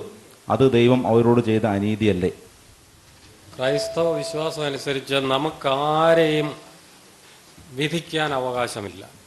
ദൈവം അവനവൻ്റെ പ്രവൃത്തിക്ക് തക്ക പ്രതിഫലം കൊടുക്കും എന്ന് മാത്രമേ വേദപുസ്തകം പഠിപ്പിച്ചിട്ടുള്ളൂ. അല്ലാതെ അതിപ്പോൾ ഈ പ്രധാനമായിട്ട് ചോദ്യത്തിൽ തന്നെ അതിൻ്റെ ഉത്തരവുണ്ട്. ഉദാഹരണം, ഇപ്പോൾ യേശു ക്രിസ്തുവിൽ വിശ്വസിക്കുന്ന ഒരാൾക്ക് മാത്രമാണോ അത് വിശ്വസിച്ച് വായി കൊണ്ട് ഏറ്റു പറഞ്ഞ് അങ്ങനെ ഒരു പഠിപ്പിക്കുന്നുണ്ട്, അവർക്ക് മാത്രമേ സ്വർഗം കിട്ടുകയുള്ളൂ എന്ന് ചോദിച്ചാൽ യേശു ക്രിസ്തുവിന് മുമ്പുള്ള ആർക്കും സ്വർഗം കിട്ടത്തില്ലല്ലോ. അബ്രഹാം കിട്ടത്തില്ല, മോശയ്ക്ക് കിട്ടത്തില്ല. അപ്പം അതൊന്നും ആരും അങ്ങനെ ഒരു പഠിപ്പിക്കുക ക്രിസ്തുമതത്തിലില്ല. യേശു ക്രിസ്തുവിന് മുമ്പുള്ളവർക്കും അല്ല, യേശു ക്രിസ്തുവിൽ വിശ്വസിച്ചതുകൊണ്ട് ആർക്കും സ്വർഗം കിട്ടുമൊന്നുമില്ല. അവനവൻ്റെ എന്നെ കർത്താവേ കർത്താവേ എന്ന് വായി കൊണ്ട് വിളിക്കുന്നവനല്ല, പിതാവിൻ്റെ ഇഷ്ടം ചെയ്യുന്നവനേവനും സ്വർഗം അവകാശമായിട്ട് ലഭിക്കുമെന്നാണ് യേശു ക്രിസ്തു പറഞ്ഞു. പിതാവിൻ്റെ ഇഷ്ടം എന്താ? ദൈവത്തിൻ്റെ ഇഷ്ടം. ദൈവത്തിൻ്റെ ഇഷ്ടം ഭൂമിയിൽ ചെയ്യുന്ന ആരായാലും അതിന് ഒരു മതവും ഒന്നും പ്രസക്തിയല്ല. അത് വലിയ കോൺട്രവേഴ്സി ഉണ്ടാക്കിയിട്ടുള്ള ഒരു വിഷയമാണ്. ഞങ്ങൾ മാരാമൺ കൺവെൻഷനിൽ നിങ്ങൾക്കറിയാമല്ലോ, അവിടെ 1 ലക്ഷം 2 ലക്ഷം പേരാണ് ഒരു മീറ്റിങ്ങിൽ പങ്കെടുക്കുന്നത്. എല്ലാവരും വരും. മാരാമൺ കൺവെൻഷനിലെ അനേക വർഷങ്ങളിലെ പ്രാസംഗികനാണ് ഡോക്ടർ സ്റ്റാൻലി ജോൺസ്. അദ്ദേഹം ഒരിക്കലും അവിടെ മാരാമൺ വേദിയിൽ പറഞ്ഞു, ഗാന്ധിജി ഇല്ലാത്ത സ്വർഗം എനിക്ക് വേണ്ടാന്ന്. ഇത് പറഞ്ഞ ഉടനെ ക്രിസ്ത്യാനികൾ തന്നെ അദ്ദേഹത്തെ ആക്രമിക്കാൻ തുടങ്ങി. അപ്പോൾ അദ്ദേഹം പറഞ്ഞു, എന്താ ഹിന്ദുവായ ഗാന്ധിജിക്ക് സ്വർഗം കിട്ടും, അപ്പോൾ ഗാന്ധിജി ഇല്ലെങ്കിൽ ഇദ്ദേഹത്തിന് സ്വർഗം വേണ്ടാന്ന്. അദ്ദേഹം ഇന്ത്യയിൽ ഒരു ആശ്രമം സ്ഥാപിച്ച് അവിടെ താമസിച്ച ഒരു സന്യാസവര്യനെ പോലെയുള്ള ഒരാളാണ് സ്റ്റാൻലി ജോൺസ്. അതിൻ്റെ അർത്ഥം എന്താ? ദൈവത്തിൻ്റെ ഇഷ്ടം ഗാന്ധിജി ചെയ്തിട്ടുണ്ടെങ്കിൽ ഗാന്ധിജി സ്വർഗത്തിൽ കാണും, ആരും കാണും. അതിന് മതവും ഇതൊന്നും യേശുക്രിസ്തുവിൻ്റെയും ബൈബിളിൻ്റെയും പഠിപ്പിക്കുക അനുസരിച്ച് മുമ്പും പിമ്പും ഒന്നും പ്രശ്നമല്ല. ലോകം അനുഭവിക്കുന്ന സാമ്പത്തിക പ്രതിസന്ധിയിൽ ഇസ്ലാമിന് വല്ല പരിഹാരവും നിർദ്ദേശിക്കാനുണ്ടോ? ഇന്നത്തെ ലോക സാമ്പത്തിക പ്രതിസന്ധിയുടെ കാരണം വിശകലനം ചെയ്ത് ലോകത്തിലെ സാമ്പത്തിക ശാസ്ത്രജ്ഞന്മാർ എത്തിയ അനിഷേധ്യമായ നിഗമനം, അതിൻ്റെ കാരണം 2 എണ്ണമാണ് എന്നാണ്. ഒന്ന് ഊഹക്കച്ചവടം, രണ്ടാമത്തേത് പലിശ. അതായത് ഊഹവും പലിശയുമാണ് ആധുനിക സമ്പദ്ഘടനയുടെ അന്തകനായി മാറിയത്. അത് മുതലാളിത്ത സമ്പദ്ഘടനയാണ്. മുതലാളിത്ത സമ്പദ്ഘടന തീർത്തും ഇസ്ലാമിക വിരുദ്ധമാണെന്ന് മാത്രമല്ല, മനുഷ്യവിരുദ്ധമാണ്, ദൈവവിരുദ്ധമാണ്, മതവിരുദ്ധമാണ്. എന്താ മുതലാളിത്ത സമ്പദ്ഘടനയുടെ പ്രത്യേകത? അതിൽ ധനമാണ് ദൈവം, അതിലെ പൂജാവസ്തു പണമാണ്, അതിലെ മതം എന്ന് പറയുന്നത് കച്ചവടമാണ്, അത് അനുവദനീയത എന്ന് പറയുന്നത് ലാഭമാണ്, അതിലെ നിഷിദ്ധത എന്ന് പറയുന്നത് നഷ്ടമാണ്, അതിലേറ്റവും വില കുറഞ്ഞത് മനുഷ്യനാണ്. ഞാൻ എൻ്റെ വിദ്യാർത്ഥി ജീവിതകാലത്ത് വായിച്ചൊരു കഥയുണ്ട്. ബ്രിട്ടനിലെ ഒരു മാംസശുദ്ധീകരണശാല. കന്നുകാലികൾ വരിവരിയായി നിർത്തുന്നു. അവ മുന്നോട്ട് തെളിക്കപ്പെടുമ്പോൾ കശാപ്പ് ചെയ്യപ്പെടുകയും തോല് പൊളിക്കപ്പെടുകയും മാംസം കഷ്ണം കഷ്ണമായി മുറിക്കപ്പെടുകയും പാകം ചെയ്ത് ടിന്നുകളിലാക്കി ലേബിൾ ഒട്ടിച്ച് പുറത്തു വരുന്ന ഫാക്ടറി. അതിൽ തൊഴിലെടുത്തുകൊണ്ടിരിക്കെ തോമസ് എന്ന തൊഴിലാളി യന്ത്രത്തിൽ പെട്ടുപോയി. കാണാനിടയായ ജോസഫ് ഓടി വന്ന് മാനേജറോട് പറഞ്ഞു, തോമസ് യന്ത്രത്തിൽ കുടുങ്ങിയിരിക്കുന്നു, യന്ത്രം നിർത്തണം. അല്പം ആലോചിച്ച് മാനേജർ പറഞ്ഞു, വേണ്ട. അത് അദ്ദേഹം പറഞ്ഞ ന്യായം, ഈ ഫാക്ടറിയിൽ ഒരാൾ തൊഴിലെടുത്തുകൊണ്ടിരിക്കെ മരണപ്പെട്ടാൽ നൽകേണ്ട നഷ്ടപരിഹാരം 200 പൗണ്ടാണ്. അതേസമയം ഈ ഫാക്ടറി ഒന്ന് നിർത്തി വീണ്ടും പ്രവർത്തിപ്പിക്കണമെങ്കിൽ നന്ന ചുരുങ്ങി 250 പൗണ്ടെങ്കിലും നഷ്ടമുണ്ട്. അതുകൊണ്ട് 50 പൗണ്ട് ലാഭമാണ്, തോമസ് മരിക്കട്ടെ എന്നായിരുന്നു. ഇതൊരു മുതലാളിത്ത ജീവിത വ്യവസ്ഥയുടെ വീക്ഷണം. അത് നമ്മുടെ സമൂഹത്തിലും അങ്ങനെയാണ്. ഞാൻ നേരത്തെ എൻ്റെ പ്രസംഗത്തിൽ സൂചിപ്പിച്ചു, സ്വന്തം കുട്ടി വേണോ വേണ്ടേ തീരുമാനിക്കുന്ന പണവും കിട്ടുകയാണോ കൊടുക്കുകയാണോ വേണ്ടിയെന്ന് തീരുമാനിച്ചിട്ടാണ്. നിങ്ങൾ ഓർത്തൊക്കെ ഒരു അച്ഛനും അമ്മയും, അവർക്ക് 2 മക്കൾ. ഒരു മകൻ റോഡ്സിൻ്റെ എഞ്ചിനീയറാണ് വിചാരിച്ചോളുക, റോഡ്സ് ആൻഡ് ബിൽഡിങ്സിൻ്റെ എഞ്ചിനീയർ. അതുകൊണ്ട് അയാൾക്ക് ശമ്പളത്തോടൊപ്പം 10,000 രൂപ കൈക്കൂലി കിട്ടുന്നുണ്ട്. പടുകുറ്റൻ കൊട്ടാരമുണ്ട്, കൊട്ടാരത്തിന് നല്ല കന്മതിലുണ്ട്, അതിലേക്ക് പ്രവേശനം നല്ല ആകർഷകമായി ഗേറ്റ് ഉണ്ട്, വില പിടിച്ച കാറുമുണ്ട്. രണ്ടാമത്തെ മകൻ ഇവിടുത്തെ ഈ അങ്ങാടിയിലെ ഓട്ടോറിക്ഷ ഡ്രൈവറാണ്, ചെറിയ വീട്, ലളിതമായ ജീവിതം. ഏത് മകൻ്റെ കൂടെ അച്ഛനും അമ്മയും താമസിക്കാം? ഏത് മകൻ്റെ കൂടെയാണ് ബാപ്പിയമ്മയും പാർക്കുക? സംശയമില്ലല്ലോ, ഈ അഴിമതിക്കാരനായ നീചനായ സാമൂഹ്യ വിരുദ്ധനായ ഈ കൊള്ളരുതാത്ത മനുഷ്യൻ്റെ കൂടെ വീട്ടിലേ താമസിക്കാം. കാരണം മനുഷ്യൻ്റെ സംബന്ധിച്ചിടത്തോളം അവൻ ഇന്ന് ഏതാണ്ടൊക്കെ ഒരു പണം ഏറ്റവും വലുതായി മാറിയിരിക്കുന്നു. നമ്മുടെ ഭാഷ കൂടി എങ്ങനെയല്ലേ? ലക്ഷങ്ങളുടെ ഉടമ നമ്മൾ ലക്ഷപ്രഭു പറയും, കോടികളുടെ ഉടമയോ? കോടികളുടെ ഉടമ എന്താ പറയുക? കോടീശ്വരൻ അല്ലേ? ഞങ്ങളൊക്കെ ഈ ആണുങ്ങളൊക്കെ സാധാരണ രീതി ഞങ്ങളുടെ വീട്ടിലെ കുടുംബിനികളെ സാധാരണ രീതി വിളിക്കുക പെണ്ണേനാ, നല്ല സ്നേഹമുള്ളപ്പോൾ വിളിക്കുക പൊന്നേനാ. മക്കളൊക്കെ വിളിക്കുക മോനെ മോളേനാ, നല്ല സ്നേഹമുള്ളപ്പോൾ വിളിക്കുക പൊന്നുമോനെ പൊന്നുമോളേനാ. എന്ന് പറഞ്ഞാൽ പൊന്നും പണവും ഒക്കെ മക്കളെക്കാളും ഭാര്യയെക്കാളും ഒക്കെ വലുതാവുമ്പോഴല്ലേ അങ്ങനെ വിളിക്കുന്നത്. ആ ഒരു മുതലാളിത്തത്തിൻ്റെ ഒരു ജീവിത രീതിയും സംസ്കാരവും അതാണ്. അതിന് അന്തകനായി മാറിയത് 2 കാര്യമാണ്. ഒന്ന് ശൈലോക്യൻ പലിശ. ശൈലോക്യൻ പലിശ ഞാൻ നേരത്തെ പലിശ മുഴുവൻ ചൂഷണത്തിൽ അധിഷ്ഠിതമാണ്. ചൂഷണമല്ലാത്തൊന്ന് പലിശയിൽ ഇല്ലേയില്ല. അതാണ് ലോകത്തിലെ വിലവർദ്ധനവിന് കാരണം, ലോക സമ്പദ്ഘടനയെ തകർക്കാൻ കാരണം. ഇന്ത്യയുടെ ദേശീയ വരുമാനത്തിൻ്റെ 28% പലിശയാണ് പോയത്. പെട്രോളിന് 1 രൂപ നിങ്ങൾ നികുതി കൊടുത്താൽ 28 പൈസ പലിശ എടുത്ത് പോകുകയാണ്. നിങ്ങൾ ഓർത്തൊക്കെ എൻ്റെ ഈ കുപ്പായം ഗുജറാത്തിലെ പരുത്തി കർഷകൻ ഇതിന് അയാൾ കടം വാങ്ങിയാണ് ബാങ്കിൽ നിന്ന് 12% കുപ്പായത്തിലാണ്. അവിടുന്ന് ബോംബെയിലെ മില്ലിലേക്ക് കൊണ്ടുപോയ ട്രക്ക് മുതലാളി വാങ്ങിയാണ് അയാളെ 15% കുപ്പായത്തിലാണ്. ബോംബെയിലെ മില്ലുടമയുടെ കോടികളുടെ 18% കുപ്പായത്തിലാണ്. അവസാനം അത് എറണാകുളത്തേക്ക് കൊണ്ടുവന്ന ലോറി ഉടമയുടെ 15%, അവസാനം തുണിക്കച്ചവടക്കാരൻ്റെ 12%, ടൈലറിൻ്റെ 6% കുപ്പായത്തിലാണ്. അപ്പോൾ നിങ്ങൾ ഓർത്ത് നോക്കൂ എത്ര നമ്മുടെ കുപ്പായത്തിൽ പരിശീലനം. 1 കോടി രൂപ മുടക്കി ഒരു സ്കാനിങ് മെഷീൻ വാങ്ങിയ ഒരാളെന്ന് വിചാരിക്കാം, നേരം ഒരു കൊല്ലം അങ്ങ് കഴിഞ്ഞാൽ 15 ലക്ഷം രൂപ പലിശ കൊടുക്കണം. നേരം വെളുത്ത് വൈകുന്നേരം ആയാൽ 4,700 രൂപ 5,000 രൂപ പലിശ കൊടുക്കണം. അതിൻ്റെ അർത്ഥം ആ ആശുപത്രി വെച്ച് രോഗി സ്കാനിങ്ങിന് വിധേയനായ 10 രോഗികൾ സ്കാനിങ്ങിന് വിധേയനായാൽ ഒരാൾ 500 രൂപയോളം പലിശ ഇനത്തിലാണ് നൽകുന്നതെന്നർത്ഥം. ഇതാണ് സംഭവം. അതുകൊണ്ട് പലിശയാണ് ആധുനിക സമ്പദ്ഘടനയുടെ ഒരു ശാപം. രണ്ടാമത്തെ ഊഹക്കച്ചവടം. ഈ എറണാകുളം ജില്ലയുടെ ഏറ്റവും വലിയ ഉദാഹരണം. എറണാകുളം ടൗണിലെ സകലമാന ഭൂമി ഊഹക്കച്ചവടത്തിൽ കച്ചവടം ചെയ്യപ്പെട്ട. ഇപ്പം ഇനി ഏതാണ്ട് ഭൂമി അങ്ങനെയൊക്കെ ആത്മഹത്യ ചെയ്യാൻ നല്ല സാധ്യതയുണ്ട്. കാരണം ഭൂമി വിറ്റുപോകാൻ വലിയ പ്രയാസമാണ്. അപ്പോൾ ഏതാണ്ട് കോയമ്പത്തൂർ മുമ്പ് സംഭവിച്ചിരുന്നത് അത് ഏതാണ്ട് എറണാകുളത്ത് സംഭവിക്കാൻ പോകുന്ന സംഭവമാണ്. എന്താ സംഭവം? ഊഹത്തിൽ ഭൂമി കച്ചവടം ചെയ്യും. ഊഹക്കച്ചവടം നിഷിദ്ധമാണ്. ഇത് 2 ഇസ്ലാം കണിശമായി നിഷിദ്ധമാക്കിയാണ്. അതുകൊണ്ട് ഞാൻ നേരത്തെ സൂചിപ്പിച്ച ദൈവപ്രോക്തമായ സാമൂഹ്യ താല്പര്യങ്ങളാൽ നിയന്ത്രിതമായ ഒരു വ്യക്തി ഉടമാവകാശം മാത്രമേ ഉണ്ടാകുള്ളൂ. വ്യക്തിക്ക് പരമമായ ഉടമാവകാശം നൽകുന്ന മുതലാളിത്ത വ്യവസ്ഥ മനുഷ്യവിരുദ്ധമാണ്, ദൈവവിരുദ്ധമാണ്, മതവിരുദ്ധമാണ്, ജനവിരുദ്ധമാണ്, പ്രകൃതി വിരുദ്ധമാണ്, വരും തലമുറയുടെ ശത്രുവാണ്. അതിന് മാറ്റാൻ ഈ ഒരു പരിഹാരമേ ഉള്ളൂ. ഹൈന്ദവ വിശ്വാസത്തിൽ പുനർജന്മ സിദ്ധാന്തത്തിൻ്റെ അടിസ്ഥാനത്തിൽ കഴിഞ്ഞ ജന്മത്തിൽ ഓരോരുത്തരും ചെയ്യുന്ന നന്മയുടെയും തിന്മയുടെയും അടിസ്ഥാനത്തിലാണ് അടുത്ത ജന്മത്തിൽ രക്ഷയും ശിക്ഷയും ലഭിക്കുന്നത്. ആ രക്ഷയും ശിക്ഷയും നോക്കി നാം കഴിഞ്ഞ ജന്മത്തിൽ ചെയ്ത നന്മ ഏതാണോ തിന്മ ഏതാണോ എന്ന് അവർക്ക് മനസ്സിലാക്കാൻ സാധിക്കുമോ? കർത്താവിൻ്റെ ന്യായമായൊരു ചോദ്യം. എന്നെ സംബന്ധിച്ചോളം ഞാൻ ഒരു ഹൈന്ദവ സന്യാസിയാണെങ്കിലും ഞാൻ കഴിഞ്ഞ ജന്മത്തെയും അടുത്ത ജന്മത്തെയും പറ്റി ഞാൻ ചിന്തിക്കുന്നില്ല, ഞാനത് വിശ്വസിക്കുന്നുമില്ല. ഞാൻ ഇന്ന് എനിക്ക് എന്ത് ചെയ്യാൻ സാധിക്കും ഈ പ്രപഞ്ച സത്യത്തിൻ്റെ മുമ്പിൽ?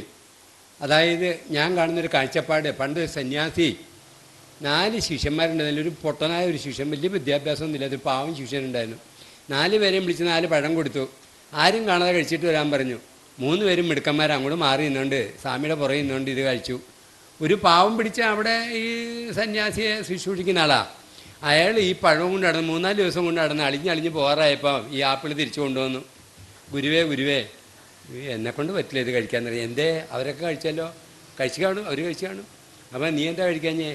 എവിടെ പോയി നോക്കി, ഞാൻ റൂം അടച്ചിട്ട് നോക്കി, അവിടെയും കാണും ഒരാൾ, ഒരു മഹാശക്തി. ഗുരു പറഞ്ഞിട്ടില്ലേ ദൈവം എല്ലാം കണ്ടുകൊണ്ടിരിക്കാന്ന്? ഞാൻ എവിടെ പോയി നോക്കിയാലും പറ്റുന്നില്ല, ഇത് എന്നാ പിടിച്ചോളാൻ പറയും എന്ന് പറഞ്ഞ മാതിരി ഒരു അദൃശ്യ ശക്തിയിൽ വിശ്വസിക്കുന്ന ഞാൻ, എൻ്റെ പ്രവൃത്തി മുഴുവൻ വേറൊരാൾ കാണുന്നു എന്നുള്ള ഭയമുള്ളവനാണ് ഞാൻ. ഈ ഭയമില്ലാത്തതാണ് ഇന്നിവിടുത്തെ ഭീകരതയും ഊഹക്കച്ചവടവും മന്ത്രിമാരുടെ കൈക്കൂലിയും 38 കോടി 48 കോടി 470 കോടി അത് കോടി ഇത് കോടി സർവത്രം പറയുന്നില്ല, കാരണം വല്ല രാഷ്ട്രീയക്കാരും വല്ലതും ഉണ്ടെങ്കിൽ വയ്യ, ആരോഗ്യക്കുറവാണ്. അപ്പം ഈ കോടികൾ മുഴുവൻ അടിച്ചെടുക്കുന്ന എവിടെയാണെന്നറിയോ? ഇത് കാണാൻ ഒരു ശക്തി ഇല്ല എന്നൊരു വിശ്വാസം നമുക്ക് വരുന്നുണ്ടാണ്. ഞാൻ കാണുന്നതുണ്ടെന്ന്. അതുകൊണ്ട് ഈ കഴിഞ്ഞ ജന്മത്തെപ്പറ്റിയും പുനർജന്മത്തെ പറ്റിയൊക്കെ ശങ്കര ഭാഗവതർ പറയുന്നുണ്ട്. പുനരഭി ജന്മം പുനരഭി മരണം എന്നൊക്കെ ഉണ്ടാകാം, മരിക്കാം, ജനിക്കാം. പക്ഷേ ഞാൻ തന്നെയാണ് ഇവിടെ മരിച്ചതെന്നും ഗുജറാത്തിൽ പോയി മുഹമ്മദ് സാഹിബിൻ്റെയും പാത്തുമ്മയുടെയും മകനായിട്ട് ഞാൻ ജനിക്കും എന്നുള്ള വിശ്വാസം എനിക്കില്ല. ഇനി ഞാനിവിടെ എന്നെ സംബന്ധിച്ചോളം ഒരു ഹിന്ദു സന്യാസി ത്യാഗം അനുഭവിക്കുന്നതിനാണ്.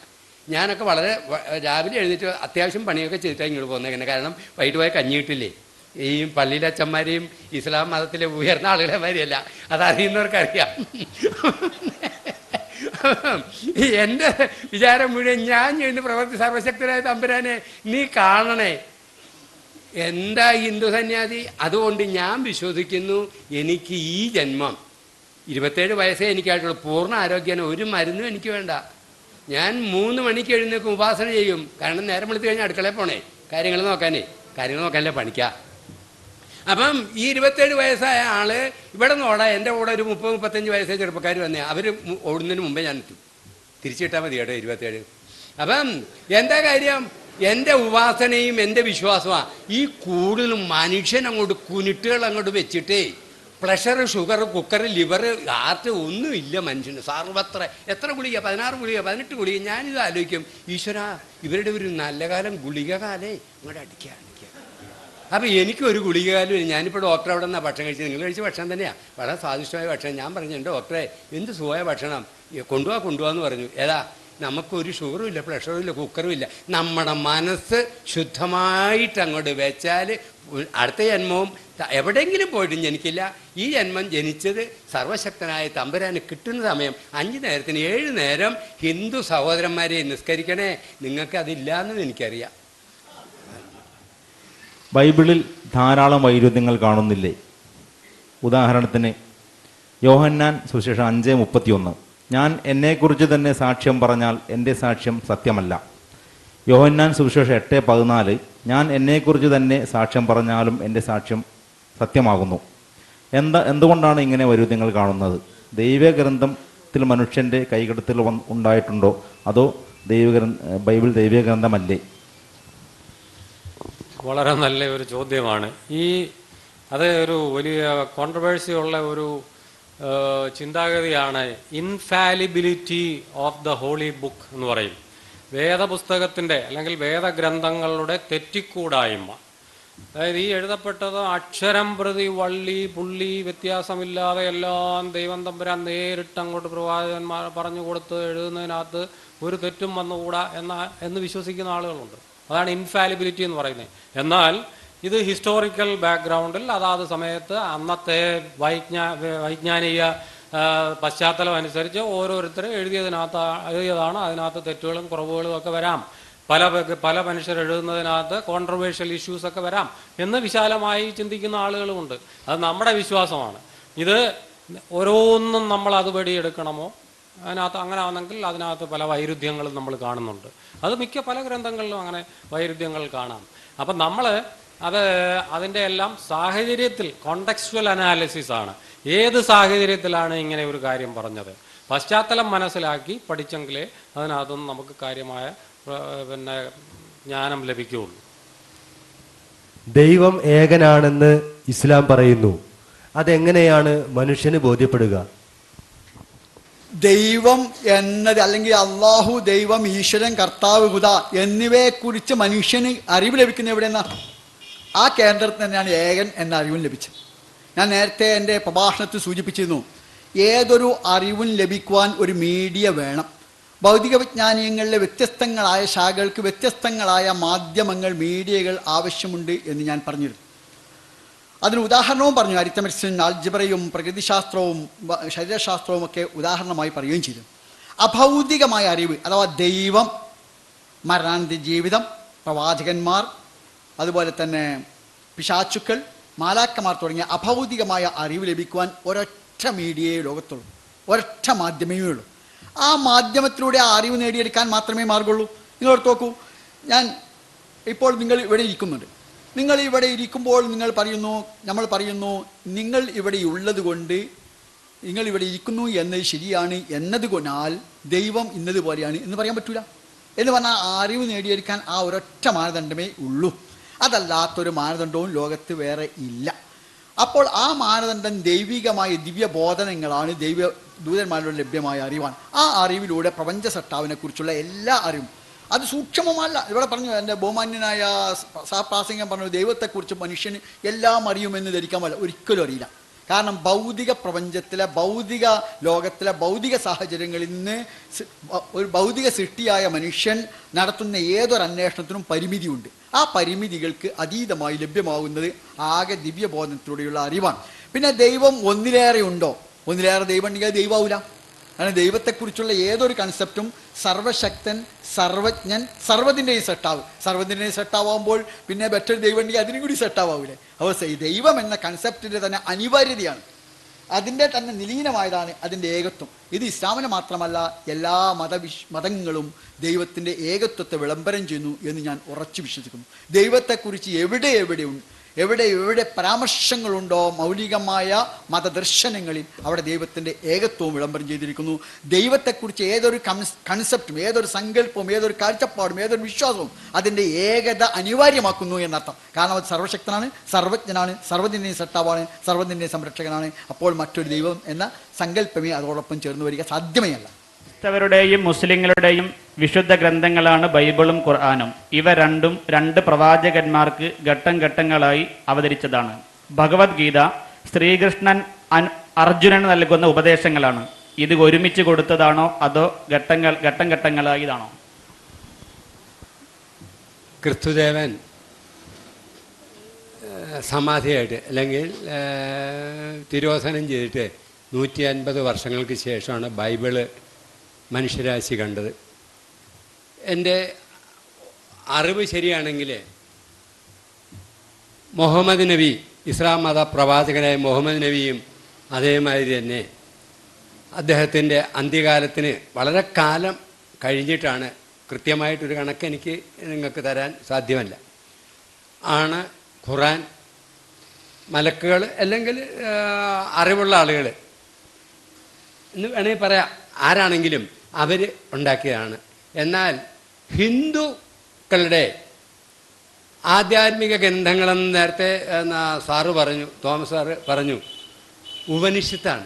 ആ ഉപനിഷത്ത് ഋഷീശ്വരന്മാർ ഇവിടെ കഠിനമായ തപസ് മലമടക്കുകളിൽ ഇരുന്ന് 25-30 വർഷം തപസ് ചെയ്തിട്ട് അതിൽ നിന്ന് ഉരുത്തിരിഞ്ഞ് അവരിൽ നിന്ന് വെളിയിലേക്ക് നിർഗളിച്ച മന്ത്രങ്ങളാണ് ഹിന്ദുക്കളുടെ ഉപനിഷത്ത്. എന്നാൽ ഗീതയാണ് ഇവിടെ ചോദിച്ച ചോദ്യം. ഗീത അപ്രസക്തമല്ല എങ്കിൽ തന്നെയും എൻ്റെ അറിവ് വെച്ച് ഭാരതയുദ്ധം നമ്മളിൽ ഇപ്പം നടക്കുന്നത്, ജ്യേഷ്ഠനുജൻ്റെ മക്കളാണല്ലോ നമ്മളൊക്കെ, നമ്മൾ തമ്മിൽ ആ പോട്ടിയെ പൂക്കോട്ട് പഞ്ചായത്തിൽ താമസിക്കുന്ന അടുത്ത തോമസും ഞാനും ജ്യേഷ്ഠനുജൻ്റെ മക്കളാണ്. എന്താ സംശയം? നമ്മൾ തമ്മിൽ നടക്കുന്ന യുദ്ധം പണ്ടുണ്ടായി. അതിന് വളരെ കാലം വളരെ ആയിരക്കണക്കിന് പുരുഷ വർഗം മുഴുവൻ നശിച്ചു. ആ യുദ്ധക്കളത്തിൽ വെച്ച് ഭഗവാൻ ശ്രീകൃഷ്ണൻ അർജുൻ ഉപദേശിച്ചു കൊടുത്ത് ഏതോ ഒരു മന്ത്രമാണ്. അത് വ്യാസൻ ഇങ്ങനെ എന്താ പറയുക, അങ്ങോട്ട് ആ ചെറിയ കണികയെ വലിയ ലവണസാഗരമാക്കി മാറ്റി. അല്ലെങ്കിൽ അന്നത്തെ ഋഷീശ്വരന്മാർ അതാണ് ഭഗവത്ഗീതയായിട്ട് നമുക്ക് തന്നിട്ടുള്ളത്. ആ യുദ്ധക്കളത്ത് വെച്ച് ഇത്രയും കാര്യം ഭഗവാൻ പറയാൻ സാധിച്ചു കാണുമെന്ന് എനിക്ക് വിശ്വാസമില്ല. നിങ്ങളിൽ ആരെങ്കിലും ഹിന്ദുക്കൾ വിശ്വാസം ഉള്ളവർ ആ വിശ്വാസം നഷ്ടപ്പെടുത്തേണ്ട കൈവച്ചോ. അല്ല, ഞാൻ പറയുകയാണ്. കാരണം ഇത്രത്തോളം കാര്യങ്ങൾ ഒരു ഭഗവത്ഗീതയെ പറഞ്ഞിരിക്കുന്നു. ഇന്ന് ഉച്ചയ്ക്ക് ഞാൻ ഭക്ഷണം കഴിച്ചുകൊണ്ടിരുന്ന ഡോക്ടറുടെ വീട്ടിൽ ഇരുന്നുകൊണ്ട് ഞങ്ങൾ 4-5 പേരുണ്ട്. ഉണ്ണാൻ നേരത്ത് ഞാൻ പറഞ്ഞു എനിക്കൊരു ഗ്ലാസ് വെള്ളം വേണമെന്ന് പറഞ്ഞു. അപ്പോൾ ഈ വെള്ളം ആദ്യം എടുത്തിട്ട് ഭക്ഷണം കഴിക്കുന്ന മുമ്പിന് ഒരു മന്ത്രമുണ്ട് ഭഗവത്ഗീത 15-ാം അധ്യായത്തിൽ പറയുന്ന ഓം ബ്രഹ്മാർപ്പണം ബ്രഹ്മഹവി ബ്രഹ്മാഗ്നോ ബ്രഹ്മണാഹുതം ബ്രഹ്മൈവ തേന ഗന്ധവ്യം ബ്രഹ്മകർമ്മ സമാധിന എന്ന് പറഞ്ഞ് ആ ഭക്ഷണത്തിന് 3 പ്രാവശ്യം ജലം കൊണ്ട് തർപ്പണം ചെയ്ത് ഒരല്പം കഴിക്കുകയും, 2 വശമാണ് അതിനകത്ത്, കഴിക്കുകയും കഴിച്ചിട്ട് അതിനകത്തൊരല്പം ഭക്ഷണം എടുത്തൊരു മൂലയിലോട്ട് മാറ്റി വയ്ക്കണം. എന്തിനാണെന്നറിയോ? നമ്മൾ ഈ പാത്രം മുഴുവൻ ഒക്കെ നക്കിയാൽ പോലും വിടില്ല ചിലർ പാത്രത്തിനെ. അപ്പോൾ ഇതിനകത്ത് ഈ മൂലയെ മാറ്റി വെച്ചിരിക്കുന്നത് എന്താ അറിയോ? ഈ പാത്രം കഴുകാൻ പോകുമ്പോൾ അവിടെ കിടക്കുന്ന ഉറുമ്പോ ഈച്ചയോ പാറ്റയോ ഒക്കെ കഴിക്കണമല്ലോ. പക്ഷേ ആ മന്ത്രത്തിൻ്റെ ധ്വനി അർത്ഥം എന്താണെന്നറിയോ? ആന്ധ്രയിൽ അരി ഉണ്ടാക്കിയ ഈ അരി ഉണ്ടാക്കിയവരെ, തമിഴ്നാട്ടിൽ നിന്ന് പച്ചക്കറി ഉണ്ടാക്കിയവരെ, നിങ്ങൾക്ക് ഐശ്വര്യവും അഭിവൃദ്ധിയും ഉണ്ടാകട്ടെ. ഇത് കൊണ്ടുവന്ന് ഡോക്ടറെ വീട്ടിൽ അല്ലെങ്കിൽ ഇവിടെ വെച്ചിട്ടുള്ള കുമാരേട്ടനാണെങ്കിലും പോക്കറാണെങ്കിലും കാതറാണെങ്കിലും ജോർജേട്ടനാണെങ്കിലും വെച്ചവരെ നിങ്ങൾക്ക് ഐശ്വര്യവും അഭിവൃദ്ധിയും ഉണ്ടാകട്ടെ. ഇത് സംഘടിപ്പിച്ച സ്റ്റഡി സർക്കിളിൻ്റെ ഇതിൻ്റെ ആളുകളെ നിങ്ങൾക്ക് ഐശ്വര്യവും അഭിവൃദ്ധി ഉണ്ടാകട്ടെ. മേലിൽ കൂടുതൽ ആളുകൾക്ക്, ഇന്ന് 300 ആളുകൾ രജിസ്റ്റർ ചെയ്തുള്ളൂ, നാളെ 3000 ആളുകൾ രജിസ്റ്റർ ചെയ്ത് കൊടുക്കാൻ അവസരം ഉണ്ടാകട്ടെ. ഞാനിത് കഴിച്ച് നാളെ അപ്പിയായിട്ട് മാത്രം പോയാൽ പോരാ. ഇതെൻ്റെ ശരീരത്ത് കടന്നുകൂടി രക്തമായി മജ്ജയായി മാംസമായി ഈ ലോകത്തിന് എന്തെങ്കിലും പ്രയോജനം ചെയ്യാൻ സന്തോഷമാധവനാകാതെ ഇരിക്കണേ എന്ന് മാത്രം. ഓരോ മതങ്ങളും അവരവരുടെ പ്രവാചകന്മാർക്ക് ശേഷം പിന്നെ പ്രവാചകന്മാരില്ലെന്ന് വാദിക്കുന്നു എന്ന് കരിക്കത്തിന്റെ പ്രസംഗത്തിൽ കേട്ടു. എന്നാൽ മുഹമ്മദ് നബിക്ക് ശേഷം ദൈവത്തിൽ നിന്ന് വേറെ പ്രവാചകന്മാർ ഇല്ല എന്ന് താങ്കളുടെ പ്രഭാഷണത്തിൽ പറഞ്ഞു. ഇതിനെക്കുറിച്ച് താങ്കൾക്ക് പറയാമോ? ചോദ്യം: ഖുർആൻ മുഹമ്മദ് നബിക്ക് പൂർണ്ണമായി ഗ്രന്ഥരൂപത്തിലാണോ ലഭിച്ചത്? ഒന്ന്, മുഹമ്മദ് നബി തിരുമേനിക്ക് ശേഷം അഥവാ അന്ത്യപ്രവാചകനാണ് മുഹമ്മദ് നബി എൻ്റെ പ്രഭാഷണം പറയുക മാത്രമല്ല അത് ഇസ്ലാമിൻ്റെ മൗലികമായ വിഷയങ്ങളിലൊന്നാണ്.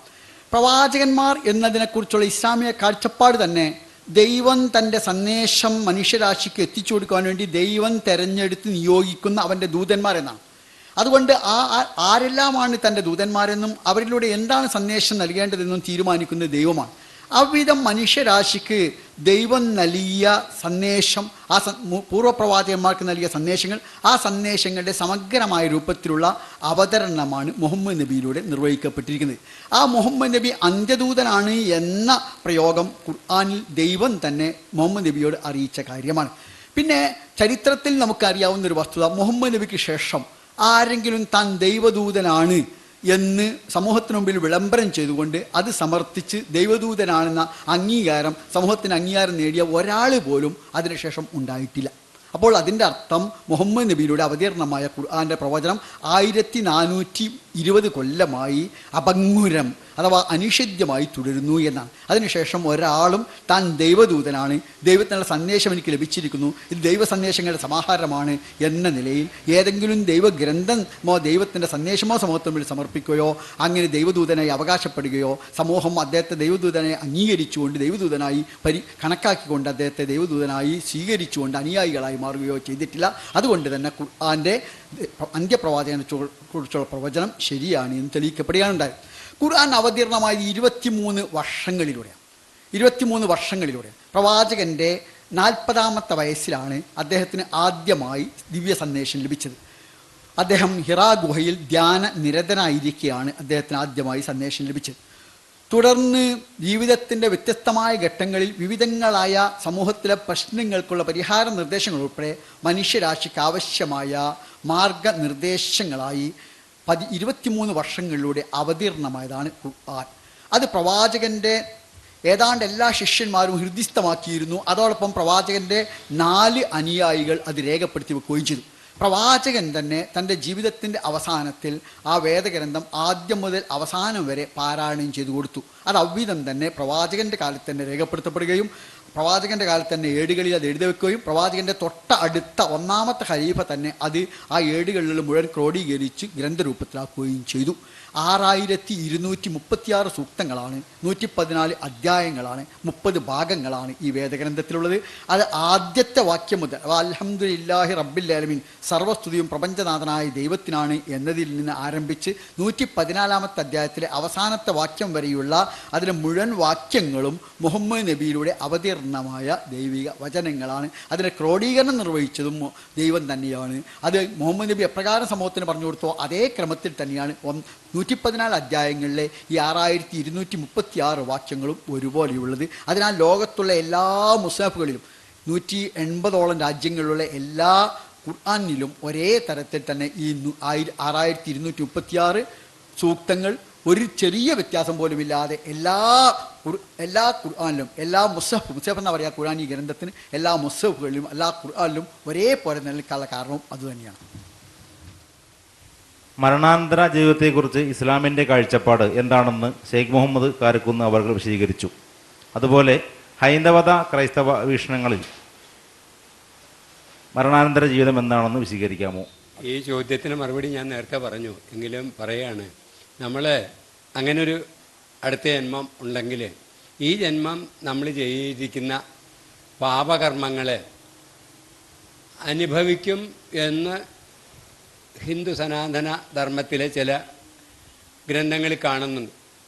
അത് മിക്കവാറും ഉണ്ടാവും എന്നുള്ളതാണ് എൻ്റെ വിശ്വാസം. എനിക്ക് അനുഭവം ഇല്ലാത്തതുകൊണ്ട് ഞാൻ പറയുക ഉണ്ടാവും എന്നുള്ളതാണ് വിശ്വാസം. കാരണം നാം ഇവിടെ ബാങ്ക് ഡിപ്പോസിറ്റ് ചെയ്യുന്ന മക്കൾക്ക് അനുഭവിക്കാനാണ്. ബാങ്കിൽ എൻ്റെ 47 ലക്ഷം രൂപ വിജയ ബാങ്കിലുണ്ട്, ഇന്ത്യൻ ബാങ്കിൽ 30 ലക്ഷം ഉണ്ട്, എൻ്റെ കുട്ടികൾക്ക് വേണ്ടിയിട്ടാണ്. പക്ഷേ ഞാൻ ഈ ഡിപ്പോസിറ്റ് ചെയ്യാൻ നമ്മളെല്ലാവരും തയ്യാറാണ്. സർവശക്തനായ തമ്പുരാൻ്റെ അടുത്ത് നെയ്യത്തും നേർച്ചയും വഴിപാടും നടത്തുക. എന്താ വഴിപാട്? ഹിന്ദുക്കളുണ്ട്, തിരുമേനി ആ പായസം എളുപ്പം, കടും പായസം, പായസം ദൈവത്തിന് വേണ്ട, നമുക്ക് വേണം. അവിടെ വേണ്ട ശുദ്ധമായ ഹൃദയവും പ്രാർത്ഥനയാണ്. അടുത്ത അയൽവാസിക്ക് വേണ്ടി പായസം വെച്ച് കൊടുക്കണം. ഇത് നമ്മൾ പായസം അവിടെ കൊടുക്കുകയില്ല. 100 വാഴ വെച്ചു, ഗുരുവായൂരപ്പ ഒരെണ്ണം പോലും കുഴപ്പമില്ലാതെ നല്ല കൊലയോടെ കിട്ടിയാൽ ഞാൻ ഒരു കൊല കൊണ്ടുവന്ന് ഗുരുവായൂർ, എന്താ മൂപ്പരൻ്റെ ഏജൻ്റാ? ഇങ്ങനെയുള്ള അന്ധവിശ്വാസമാണ് അടുത്ത ജന്മം വരും. കാരണം എന്താ അറിയാവോ, ഈ മനുഷ്യനെ ഇസ്ലാം മതവും ക്രൈസ്തവ മതവും ലോകത്തിലെ 37 മതങ്ങൾ ഇത്തിരി പേടിപ്പിച്ചാൽ നിർത്തിയിരിക്കുന്നത്. ഞാൻ മനസ്സിലാക്കുന്നത് എൻ്റെ സന്യാസ ജീവിതത്തിൽ പേടിപ്പിച്ചിട്ട് 3 ആളെ 4 ആളെ ഒറ്റാൾ കൊല്ലുന്നത്. ഒരു കുടുംബത്തിലുള്ള സർവ്വത്രണ്ണത്തിനെയാണ് ഒരുത്തം കൊന്ന് എറണാകുളത്തില്ലേ, എന്താ കാശിന് വേണ്ടിയിട്ട് പേടിപ്പിച്ചിട്ട് ഇതാ കാര്യം. പേടിപ്പിക്കാതെ വിട്ടാലോ കയറൂരി വിട്ടാലോ എന്താ തിരി പിടിച്ച് കെട്ടാനൊക്കെ ഇല്ല. അതുകൊണ്ട് ചെറിയ പേടിപ്പിക്കുക. ഖുറാനിലൊക്കെ പറയില്ലേ, മുടി 7 ആയിട്ട് കീറിയിട്ട് ഒരു പാലമുണ്ട്, അതിന് താഴെ തീകത്തും നല്ല കോലായി മൂടി. ഈ ഹിന്ദുക്കളുടെ വിശ്വാസമുണ്ടേ, കാലം വരും, കാലദൂതക്കന്മാർ ആദ്യം വരിക, പീത്ത വയറന്മാർ, വലിയ വയറന്മാർ, അമ്മര് ബെഡാ മീശയൊക്കെ വെച്ച് പോത്തിൻ്റെ പുറത്തേ. നല്ല കാര്യമായി. ഇന്ന് പോത്തിന് തിന്നുന്ന നമുക്കാ പോത്തിൻ്റെ പുറത്ത് വന്ന പോടാന്ന് പറയും. പോത്തിൻ്റെ എന്താ പറയുക, അപ്പി ഒഴികെ ബാക്കി വിട്ടാൽ നമ്മൾ ചാപ്പിടുക. പിന്നെ പോത്തിൻ്റെ പുറത്ത് ഇങ്ങോട്ട് വരും, അന്ന് ഉടനെ തന്നെ വിളിക്കും, പോവില്ല. അപ്പം കയറ് എഴുത്തിലിടും. ഹിന്ദുക്കളുടെ വിശ്വാസമാണ്. എന്നിട്ട് ഇങ്ങനെ വലിച്ചുകൊണ്ട് പോകും ഭാവികളെ. അവിടെ ചെല്ലുമ്പോൾ ചോദിക്കും, ചിത്രഗുപ്തൻ എന്ന് പറഞ്ഞൊരു കണക്കപ്പിള്ള എവിടെയുണ്ട്, കുമാരൻ നായർ കണക്കപ്പിള്ളയായിട്ട് വലിയ കമ്പനിയിൽ ഇരിക്കുന്നവർ, എന്താണോ ഇയാൾ ചെയ്തത്? അപ്പം മുതലാളിയോട് പറഞ്ഞു, ദൈവമേ ഇയാൾ ഇങ്ങനെയൊക്കെ ചെയ്തിട്ടുണ്ട്. ഓ ശരി, നരകത്തിലോട്ട് വിടും, അവിടെ അട്ടയും പുഴും. ഇവിടത്തെ ഈ അട്ടയും പുഴും ഇല്ലാഞ്ഞിട്ട് വേണ്ടേ ഇവിടെ നമ്മൾ അനുഭവിക്കുന്ന ഒന്നും വേണ്ട. ഒരു 2-3 കുട്ടികളും ഭാര്യയും അമ്മായിയമ്മയും ഒരല്പസ്വല്പം രാഷ്ട്രീയം ഉണ്ടെങ്കിൽ അവനെ സംബന്ധിച്ചുള്ള ഏറ്റവും വലിയ നരകം ഇവിടെയാണ്. ഇവിടെ നിന്നൊക്കെ തരണം ചെയ്ത് 5 നേരം നിസ്കാരമൊക്കെ നടത്തി, എൻ്റെ ദൈവമേ നല്ലപോലൊരു മയ്യത്ത് മരണം സംഭവിക്കാനായിട്ട് ഈശോനോട് പ്രാർത്ഥിക്കുക. ഒന്നുമില്ല, പേടിക്കണ്ട. വളരെ രസാവഹമായ ഒരു കാര്യമാണ്. ക്രിസ്തുമതത്തെ സംബന്ധിച്ചിടത്തോളം പുനരുത്ഥാനമുണ്ട്, പുനർജന്മമില്ല, പുനരുത്ഥാനമുണ്ട്. അതായത് മരിച്ചതിന് ശേഷം ഉയർത്തെഴുന്നേൽക്കും. യേശുക്രിസ്തുവിൻ്റെ വരവിൽ കാഹളം ധ്വനിക്കും. അപ്പോൾ മരിച്ച മൃതന്മാർ എല്ലാവരും ഉയർത്തെഴുന്നേൽക്കും. അന്ത്യന്യായവിധിയുണ്ട്. ഖുറാനിൽ പറഞ്ഞിരിക്കുന്നത് പോലെ ക്രൈസ്തവരും വിശ്വസിക്കുന്ന അന്ത്യന്യായവിധി. അന്ത്യന്യായവിധിയിൽ തിന്മ ചെയ്തവരെ എല്ലാം ദൈവത്തിൻ്റെ ഇടത്തും നന്മ ചെയ്തവരെല്ലാം വലത്ത് ഭാഗത്തുമായിട്ട് നിന്ന് വലത്ത് ഭാഗത്തുള്ളവർക്ക് നിത്യസ്വർഗം, അതാണ് നിത്യരാജ്യം, സ്വർഗരാജ്യം. ഇടത്ത് ഭാഗത്തുള്ളവർക്ക് നരകം. ഇത് വളരെ വ്യക്തമായ പഠിപ്പിക്കുകയാണ്. ജീവന്റെ പുസ്തകം, ഇവിടെ ചിത്രഗുപ്തന്റെ പുസ്തകത്തിന്റെ കാര്യം പറഞ്ഞ പോലെ ജീവന്റെ പുസ്തകം എന്ന് പറയുന്ന ഒന്ന് ബൈബിൾ വ്യക്തമായിട്ട് പറയുന്നുണ്ട്. എനിക്ക് ഇന്നാൾ വരെയൊക്കെ ഇത് വളരെ രസമായി. അവിടെ നമ്മൾ ചെയ്യുന്ന ഓരോ പ്രവൃത്തിയും അവിടെ ഏഞ്ചൽ ദൂതന്മാരിരുന്നു, മാലാഖമാരിരുന്നു, ഗബ്രിയേൽ മാലാഖയിരുന്നു കുറിച്ചു വെക്കുന്നു. എല്ലാം അവസാനം നമ്മൾ ചെയ്യുമ്പോൾ കണക്ക് ഇത് വല്ലോ നടക്കുന്ന കാര്യമാണോ എന്നെനിക്ക് സംശയം ഉണ്ടായിരുന്നു. ശാസ്ത്രം പുരോഗമിക്കുന്നതോടുകൂടി ഇപ്പോൾ അമേരിക്കയിലോ യൂറോപ്പിലോ നമ്മൾ ചെന്നാൽ നമ്മളൊരു കാറേ കയറും. ആ കാറിനകത്ത് ഒരു സാറ്റലൈറ്റ് ഒരു സാധനം ഇരിപ്പുണ്ട്. ഇതാണ് ഈ കാറിനെ നിയന്ത്രിക്കുന്നത്. നമ്മൾ 500 മൈൽ അപ്പുറത്ത് പോകാനുള്ള അഡ്രസ്സ്, സ്ട്രീറ്റ് നമ്പർ അതിനകത്തോട്ട് ഫീഡ് ചെയ്താൽ ഈ റോഡ് മുതൽ അവിടെ ചെന്ന് നിൽക്കുന്ന ഡെസ്റ്റിനേഷൻ വരെ നമ്മൾ ഒരു തെറ്റ് കാണിച്ചാൽ U turn right, U turn left, U turn right എന്ന് പറഞ്ഞ് നമ്മളെ ഈ കൊണ്ടുപോകും. അവരുടെ മുഴുവൻ റോഡുകളുടെ മാപ്പ് ഈ സാറ്റലൈറ്റിലുണ്ട്. അത് വരുന്നു. ഈ ആകാശത്തിരുന്ന ഒരു സാറ്റലൈറ്റിനെ ഭൂമിയിലൂടെ ഒരു ഉറുമ്പ് പോലെ പോകുന്ന ഒരു കാറിനെ കണ്ടുപിടിച്ച് അതിനെ ലെഫ്റ്റും റൈറ്റും അടിച്ച് കൊണ്ട് ഒരു സുരക്ഷിത സ്ഥാനത്ത് എത്തിക്കാൻ മനുഷ്യന്റെ ശാസ്ത്രത്തിന് കഴിയുമെങ്കിൽ ഈ മനുഷ്യന്റെ ശാസ്ത്രത്തിന്റെ എല്ലാ ഉപജ്ഞാവായ കോസ്മിക് പവർ, അതായത് പരമവിജ്ഞാനീയത്തിന്, ദൈവത്തിന് നമ്മുടെ പ്രവൃത്തികളെ കണ്ട് നമ്മളെ നിയന്ത്രിക്കാൻ പറ്റത്തില്ലേ? ഈ അമേരിക്കയിലെ ഒരു സൂപ്പർ മാർക്കറ്റിലോട്ട് നമ്മൾ കയറിയാൽ അവിടെ വിലയൊന്നും ആരും എഴുതി വെച്ചിട്ടില്ല. നമ്മളൊരു എന്തെങ്കിലും ഒരു ഷർട്ടോ എല്ലാം എടുത്ത് ഇങ്ങോട്ട് കൊണ്ടുവരുമ്പോൾ കമ്പ്യൂട്ടറിനെ അതൊന്ന് കാണിക്കും. ഒന്ന് കാണിക്കത്തേ ഉള്ളൂ ഈ കവറ്. അപ്പോൾ അത് അതിൻ്റെ കിലോ, അതിൻ്റെ സൈസ് എല്ലാം എഴുതി ബില്ലടിച്ച് കൈ തരും. കമ്പ്യൂട്ടർ ഇത് മുഴുവൻ അതിൻ്റെ കമ്പ്യൂട്ടർ രേഖപ്പെടുത്തി കൈ തരുവാണ്. നമ്മൾ ചെന്നെങ്കിലും നമ്മുടെ ആത്മാവ് ശരീരം സ്വർഗത്തിൽ ചെല്ലുമ്പോൾ നമ്മളെ പിടിച്ചൊരു സൂപ്പർ കമ്പ്യൂട്ടറിൻ്റെ മുമ്പിലോട്ട് ഇങ്ങനെ ഒന്ന് കാണിച്ചാൽ നമ്മുടെ ഹിസ്റ്ററി മുഴുവൻ അതിനകത്ത് രേഖപ്പെടുത്തി തരിക എന്ന് പറയുന്ന വലിയ കാര്യമൊന്നുമല്ല. ഇന്ന് ഈ ഭൂമിയിലുള്ള 650 കോടി ജനത്തിൻ്റെയും ചരിത്രം സൂപ്പർ കമ്പ്യൂട്ടേഴ്സിലുണ്ട്. ഇവിടുന്ന് ഒരു കള്ളം ചെയ്തേച്ച് ഇംഗ്ലണ്ടിലൊന്ന് ചെന്ന് ഇറങ്ങി നോക്ക്. അവൻ്റെ എയർപോർട്ടിലിരിക്കുന്ന കമ്പ്യൂട്ടറിൽ നമ്മുടെ പേരടിക്കുമ്പോൾ നമ്മുടെ സർവ്വചരിത്രവും 1ാം ക്ലാസ് മുതലുള്ള സർവ്വചരിത്രവും കമ്പ്യൂട്ടറിൽ രേഖപ്പെടുത്തി അവിടെ വരും. അപ്പം ഇതൊക്കെ തമാശ എന്നൊന്നും പറഞ്ഞ് നമുക്ക് കളയാനൊന്നും പറ്റത്തില്ല. ഇതൊക്കെ ആത്യന്തികമായി ദൈവത്തിൻ്റെ. പിന്നെ ക്രിസ്തുമതം വിശ്വസിക്കുന്നത് എൻ്റെ പാപം എത്ര വലുതാണെങ്കിലും ദൈവം തമ്പുരാൻ്റെ കൃപ, ഗ്രേസ് കൊണ്ട് എനിക്ക് മോചനം തരാം. അപ്പോൾ യേശുക്രിസ്തുവിനോടുകൂടെ ഒരു കള്ളനെയാണ് ക്രൂസിൽ തറച്ചിരുന്നത്. അവൻ അവിടെ വെച്ച് തോന്നിയട ഈ മനുഷ്യൻ ദൈവീയ പുരുഷനാണ് എന്ന് കള്ളന് തോന്നി. നീ രാജ്യത്വം പ്രാപിച്ചു വരുമ്പോൾ എന്നെ കൂടെ ഓർത്തോളെ എന്ന് പറഞ്ഞു. കൊടുംഭാവി യേശുക്രിസ്തുവിനെ പോലെ ക്രൂശിക്കപ്പെട്ട മനുഷ്യൻ. അന്ന് യേശുക്രിസ്തു ആ കൊടും കള്ളനോടെന്തോ പറഞ്ഞെന്നറിയാമോ? നീ നാളെ എന്നല്ല, നീ ഇന്ന് എന്നോടുകൂടെ പറുദീസയിലിരിക്കും. ഏത് പാപിയെയും രക്ഷിക്കാനുള്ള അവകാശം ദൈവം തമ്പുരാനാണ്. അത് നമ്മൾ കയറി കയ്യിലെടുക്കാനൊന്നും പറ്റത്തില്ല. അതിനനുസരിച്ച് ദൈവം പ്രതിഫലം തരും. നമ്മുടെ നന്മ തിന്മകൾ അനുസരിച്ച് നമ്മളെ വേർതിരിക്കപ്പെടും. അദ്വൈതത്തെ ഇസ്ലാം അംഗീകരിക്കുന്നുണ്ടോ? ഇല്ലെങ്കിൽ എന്തുകൊണ്ട്? മറ്റൊരു ചോദ്യം കൂടി. സ്വാമി വിവേകാനന്ദൻ തൻ്റെ ഗുരുവായ ശ്രീരാമകൃഷ്ണ പരമഹംസനിൽ നിന്നും പഠിച്ചത് എല്ലാ മതത്തിലും നന്മയുണ്ടെന്നാണ്. ഒരു മതത്തിൽ മാത്രം ദൈവത്തെ കാണുന്നവൻ കിണറ്റിൽ വീണ് കിടക്കുന്ന തവളയെ പോലെയാണ്. അതുകൊണ്ട് എല്ലാ മതത്തിലെയും നന്മ സ്വീകരിക്കുക അല്ലേ വേണ്ടത്? നമ്മളൊക്കെ ജീവിതത്തിൽ കാണുന്നതിൽ കൂടുതൽ സത്യം സ്വാമി വിവേകാനന്ദൻ കണ്ടിട്ടില്ലേ? അവസാനത്തിന് മറുപടി തുടങ്ങാം. സ്വാമി വിവേകാനന്ദൻ പറഞ്ഞതിൽ അസാംഗത്യമായി ഒന്നുമില്ല. എല്ലാ മതത്തിലും ഞാൻ നേരത്തെ മതത്തെക്കുറിച്ച് പറഞ്ഞിരുന്നു. എല്ലാ മതവും മൗലികമായി ദൈവപ്രോക്തമാണ്. അതുകൊണ്ട് അതിൽ ലഭ്യമായ സന്ദേശങ്ങൾ, മനുഷ്യൻ്റെ കൈകടത്ത് മോചനമായ എല്ലാ സന്ദേശങ്ങളിലും സമാനത മാത്രമല്ല ഏകത തന്നെ കണ്ടെത്തും. അത്തരം നന്മകൾ എല്ലാറ്റിലും ഉണ്ടാവും. അതുകൊണ്ട് തന്നെ ആ നന്മ ഏതെങ്കിലും ഒരു വിഭാഗത്തിൻ്റെ നന്മയല്ല, എല്ലാ മനുഷ്യരാശിയുടെ പൊതുസ്വത്താണ് അത്തരം നന്മ. അത്തരം നന്മ ഏവരും സ്വായത്തമാക്കേണ്ടതും എടുക്കേണ്ടതും ആണ്, അതിൽ സംശയമേ ഇല്ല. പക്ഷെ നന്മയും തിന്മയും വേർതിരിക്കാനുള്ള മാനദണ്ഡം എന്താണ്? അത് നമുക്കൊക്കെ അറിയാവുന്ന പോലെ നന്മ തിന്മകൾ വേർതിരിക്കാനുള്ള യഥാർത്ഥ മാനദണ്ഡം, ശരിയും തെറ്റും മാനദണ്ഡം പല മാനദണ്ഡങ്ങളുണ്ട്. ഒന്ന് സിഗ്മണ്ട് ഫ്രോയിഡ് ആവിഷ്കരിച്ച മാനദണ്ഡമുണ്ട്. അദ്ദേഹം എല്ലാം ലൈംഗികതയിലൂടെ കണ്ടു. കാൾ മാർക്സ് അത് മാർക്സിയൻ ദർശനം എല്ലാറ്റിനെയും സാമൂഹ്യ സാമ്പത്തിക ഘടനയിൽ നിന്നുകൊണ്ട് കണ്ടു. നന്മ തിന്മ എന്നൊന്നില്ല എന്ന് ഭൗതികതയും പറയുന്നു. അതേസമയം നന്മയും തിന്മയുമുണ്ട്, എല്ലാം ദൈവപ്രോക്തമാണെന്ന് പറയുന്നു. തദടിസ്ഥാനത്തിൽ എല്ലാ നന്മയും എവിടെ നന്മകളുണ്ടോ എല്ലാ നന്മയും സ്വായത്തമാക്കാൻ എല്ലാ നല്ല മനുഷ്യരും ബാധ്യസ്ഥരാണ്. വിശേഷിച്ചും ഇസ്ലാം മതവിശ്വാസികൾ അതിന് ബാധ്യസ്ഥരാണ്. പിന്നെ ആദ്യം ഉന്നയിച്ച ചോദ്യമാണ്, അത് ബഹുമാന്യനായ സ്വാമിജി പറഞ്ഞാണല്ലോ ശരി. അദ്വൈതം എന്നത് ഒരു വൈദിക ദർശനമല്ല. അദ്വൈതം എന്നതൊരു വൈദിക ദർശനം അല്ല. അതുപോലെ ഞാൻ പഠിച്ചേർത്തോ, ഞാൻ ഹിന്ദു മതത്തെക്കുറിച്ചും കുറച്ച് പഠിക്കാൻ ശ്രമിച്ചിട്ടുണ്ട്. പഠിച്ചു എന്ന് ഞാൻ പറയില്ല, പഠിക്കാൻ ശ്രമിച്ചിട്ടുണ്ട്. അതനുസരിച്ച് ഹൈന്ദവതയിൽ മൗലികമായി 4 വേദങ്ങളാണല്ലോ ഉള്ളത്. ആ വേദങ്ങൾക്കാണ് ഹൈന്ദവതയിൽ ഒന്നാമത്തെ സ്ഥാനമുള്ളത്. വേദങ്ങൾ, ബ്രാഹ്മണങ്ങൾ, ഉപനിഷത്തുക്കൾ, ആരണ്യങ്ങൾ, പുരാണങ്ങൾ അല്ലെങ്കിൽ ഇതിഹാസങ്ങൾ എന്നിങ്ങനെയാണല്ലോ അതിൻ്റെ ഹൈന്ദവ ഗ്രന്ഥഘടനാപരമായ ശൈലിയുള്ളത്. അതിൽ വൈദികമല്ല അദ്വൈതം എന്നതാണ്. അദ്വൈതം നമുക്കൊക്കെ അറിയാവുന്ന പോലെ അത് ബാദരായൻ്റെ ബ്രഹ്മസൂത്രത്തെ അവലംബിച്ചുകൊണ്ട് ശ്രീ ശങ്കരാചാര്യർ ആവിഷ്കരിച്ചതാണ് അദ്വൈതം എന്നത്. അത് അദ്ദേഹം ബുദ്ധമതത്തിൻ്റെ നിർവ്വാണ സിദ്ധാന്തത്തിനാണ് എടുത്തത് എന്നാണ് കേരളത്തിലെ ഏറ്റവും വലിയ അദ്വൈത പണ്ഡിതനും വ്യാഖ്യാതാവുമായി അറിയപ്പെടുന്ന വി പനോളി അദ്ദേഹത്തിൻ്റെ അദ്വൈത ദർശനത്തിൽ, വിശേഷിച്ചും ശങ്കരാചാര്യ ദർശനത്തിൽ അദ്ദേഹം ശ്രീശങ്കര ദർശന ആ പുസ്തകത്തിന് വേണ്ടി അദ്ദേഹം വളരെ വിശദമായി അത് വിവരിച്ചിട്ടുണ്ട്. അതനുസരിച്ച് ബ്രഹ്മം നിത്യവും പ്രപഞ്ചം അതിൽ നിന്നുണ്ടായതുമാണ് എന്നാണ്. എട്ടുകാലിയിൽ നിന്ന് എട്ടുകാലിയുടെ വരവുണ്ടാകുന്നത് പോലെ ബ്രഹ്മത്തിൽ നിന്നുണ്ടായതാണ് ഈ പ്രപഞ്ചം എന്നാണ്.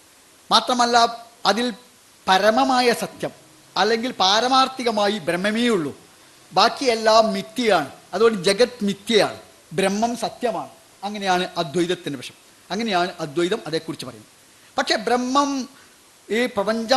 ബ്രഹ്മം മാത്രം സത്യവും അതുപോലെ പ്രപഞ്ചം മിഥ്യയുമാണെങ്കിൽ സ്വാഭാവികമായും അത് യുക്തിയോടുള്ള ഒരു ചോദ്യം വളരെ മൗലികമായി ഉയർന്നു വരും. അങ്ങനെയാണെങ്കിൽ ബാദരായനും മിഥ്യയല്ലേ? അദ്ദേഹത്തിൻ്റെ ബ്രഹ്മസൂത്രവും മിഥ്യയല്ലേ? അതിന് ശ്രീ ശങ്കരാചാര്യരും മിഥ്യ തന്നെയല്ലേ? അദ്ദേഹം അവതരിപ്പിച്ച ബ്രഹ്മസൂത്രവും അപ്പോൾ അദ്വൈതവും മിഥ്യയല്ലേ എന്ന ചോദ്യം ഉയർന്നു വരും. ഈ പനോളി ഇത് മറ്റൊരു കാര്യത്തിലും കൂടി ഇത് വിശകലനം അദ്ദേഹം തന്നെ നടത്തേണ്ടി വന്നു. ആരെങ്കിലും ഇപ്പോൾ നമുക്ക് ഈ പ്രപഞ്ചം യാഥാർത്ഥ്യമാണ് എന്ന് തോന്നാനുള്ള കാരണം നമുക്ക് ബ്രഹ്മജ്ഞാനമില്ലാത്തതാണ്, അജ്ഞത കൊണ്ടാണ് തോന്നാനുള്ള കാരണം. ഈ അജ്ഞത നീങ്ങിയാൽ നമുക്ക് ബ്രഹ്മവും ഈ ജഗത്തും ഒന്നാണ് എന്ന് ബോധ്യമാവുമെന്നാണ്. അങ്ങനെ അജ്ഞത നീങ്ങിയ ആരെങ്കിലും ഉണ്ടോ എന്നൊരു അന്വേഷണം വി പനോളി ഇത് സംബന്ധമായി നടത്തി. അത് അദ്ദേഹം പറഞ്ഞ കോടി മനുഷ്യനിൽ ഒരാൾ ഉണ്ടായേക്കാം എന്നാണ്. അത് ശ്രീ ശങ്കരാചാര്യർക്ക് പോലും അങ്ങനെ ആകാൻ കഴിഞ്ഞില്ല എന്ന് വി പനോളി ഇതേ ശങ്കര ദർശനത്തിൽ തന്നെ വിശദമായി വിവരിച്ചിട്ടുണ്ട്. ഇസ്ലാമിനെ സംബന്ധിച്ചിടത്തോളം അതിൻ്റെ ദൈവസങ്കല്പം, ദൈവ കാഴ്ചപ്പാട് വളരെ വ്യക്തമാണ്. ഞാൻ വിശ്വസിക്കുന്നു അതുതന്നെയാണ് ഹൈന്ദവതയുടെയും ക്രൈസ്തവതയുടെയും ദൈവം. അതനുസരിച്ച് പ്രപഞ്ചത്തിൻ്റെ സൃഷ്ടാവാണ്, സംരക്ഷകനാണ് ദൈവം. അവിടെ പ്രപഞ്ച സൃഷ്ടാവായ ദൈവത്തിൻ്റെ ഗുണവിശേഷം ഇവിടെ പറഞ്ഞതുപോലെ തന്നെ ഒരിക്കലും സൃഷ്ടികൾക്ക് ഉണ്ടാവുകയില്ല. സൃഷ്ടികൾ ഒരിക്കലും സൃഷ്ടാവിൻ്റെ ഭാഗമല്ല. നമ്മളൊരു ഘടികാരമുണ്ടാക്കി, ആ ഘടികാരത്തിന് നമ്മുടെ നിർമ്മാണ വൈദഗ്ധ്യമുണ്ട്. പക്ഷേ ആ ഘടികാരത്തിന് നമ്മളെപ്പോലെ കാണാൻ കഴിയില്ല, കേൾക്കാൻ കഴിയില്ല, നമ്മളെപ്പോലെ അറിവ് ആ ഘടികാരത്തിനില്ല. നമ്മളൊരു വിമാനമുണ്ടാക്കിയാൽ വിമാനത്തിൽ നമ്മുടെ നിർമ്മാണ വൈദഗ്ധ്യമുണ്ട്. പക്ഷേ ആ വിമാനത്തിൽ നമ്മുടെ ജീവനില്ല, അതിന് കാണാൻ കഴിയില്ല, കേൾക്കാൻ കഴിയുകയില്ല. അപ്രകാരം ഈ പ്രപഞ്ചം ദൈവത്തിൻ്റെ സൃഷ്ടിയാണ്. പ്രപഞ്ചത്തിൽ ദൈവത്തിൻ്റെ സൃഷ്ടി മഹാത്മ്യത്തിൻ്റെ പ്രകാശനമുണ്ട്. അതേസമയം ദൈവത്തിൻ്റെ അംശമല്ല, ഭാഗമല്ല, ദൈവം അവിച്ഛേദ്യനാണ്. ദൈവത്തെക്കുറിച്ച് എല്ലാ മതവും പരിചയപ്പെടുത്തുന്നത് പദാർത്ഥാതീതനാണ്, അദൃശ്യനാണ്, പദാർത്ഥാതീതനാണ്. ഒരു കണ്ണും ഒരു നാളും കണ്ടിട്ടില്ല, കാണാൻ കഴിയുകയുമില്ല. അതോടൊപ്പം തന്നെ പദാർത്ഥപരമല്ല. അതുകൊണ്ടാണ് ദൈവം എവിടെ എന്ന ചോദ്യം പോലും അപ്രസക്തമാവുന്നത്. ദൈവം പദാർത്ഥാതീതനാണ്, അവിച്ഛേദ്യനാണ്. അതുകൊണ്ട് തന്നെ അത് വിഭജിക്കപ്പെടുകയും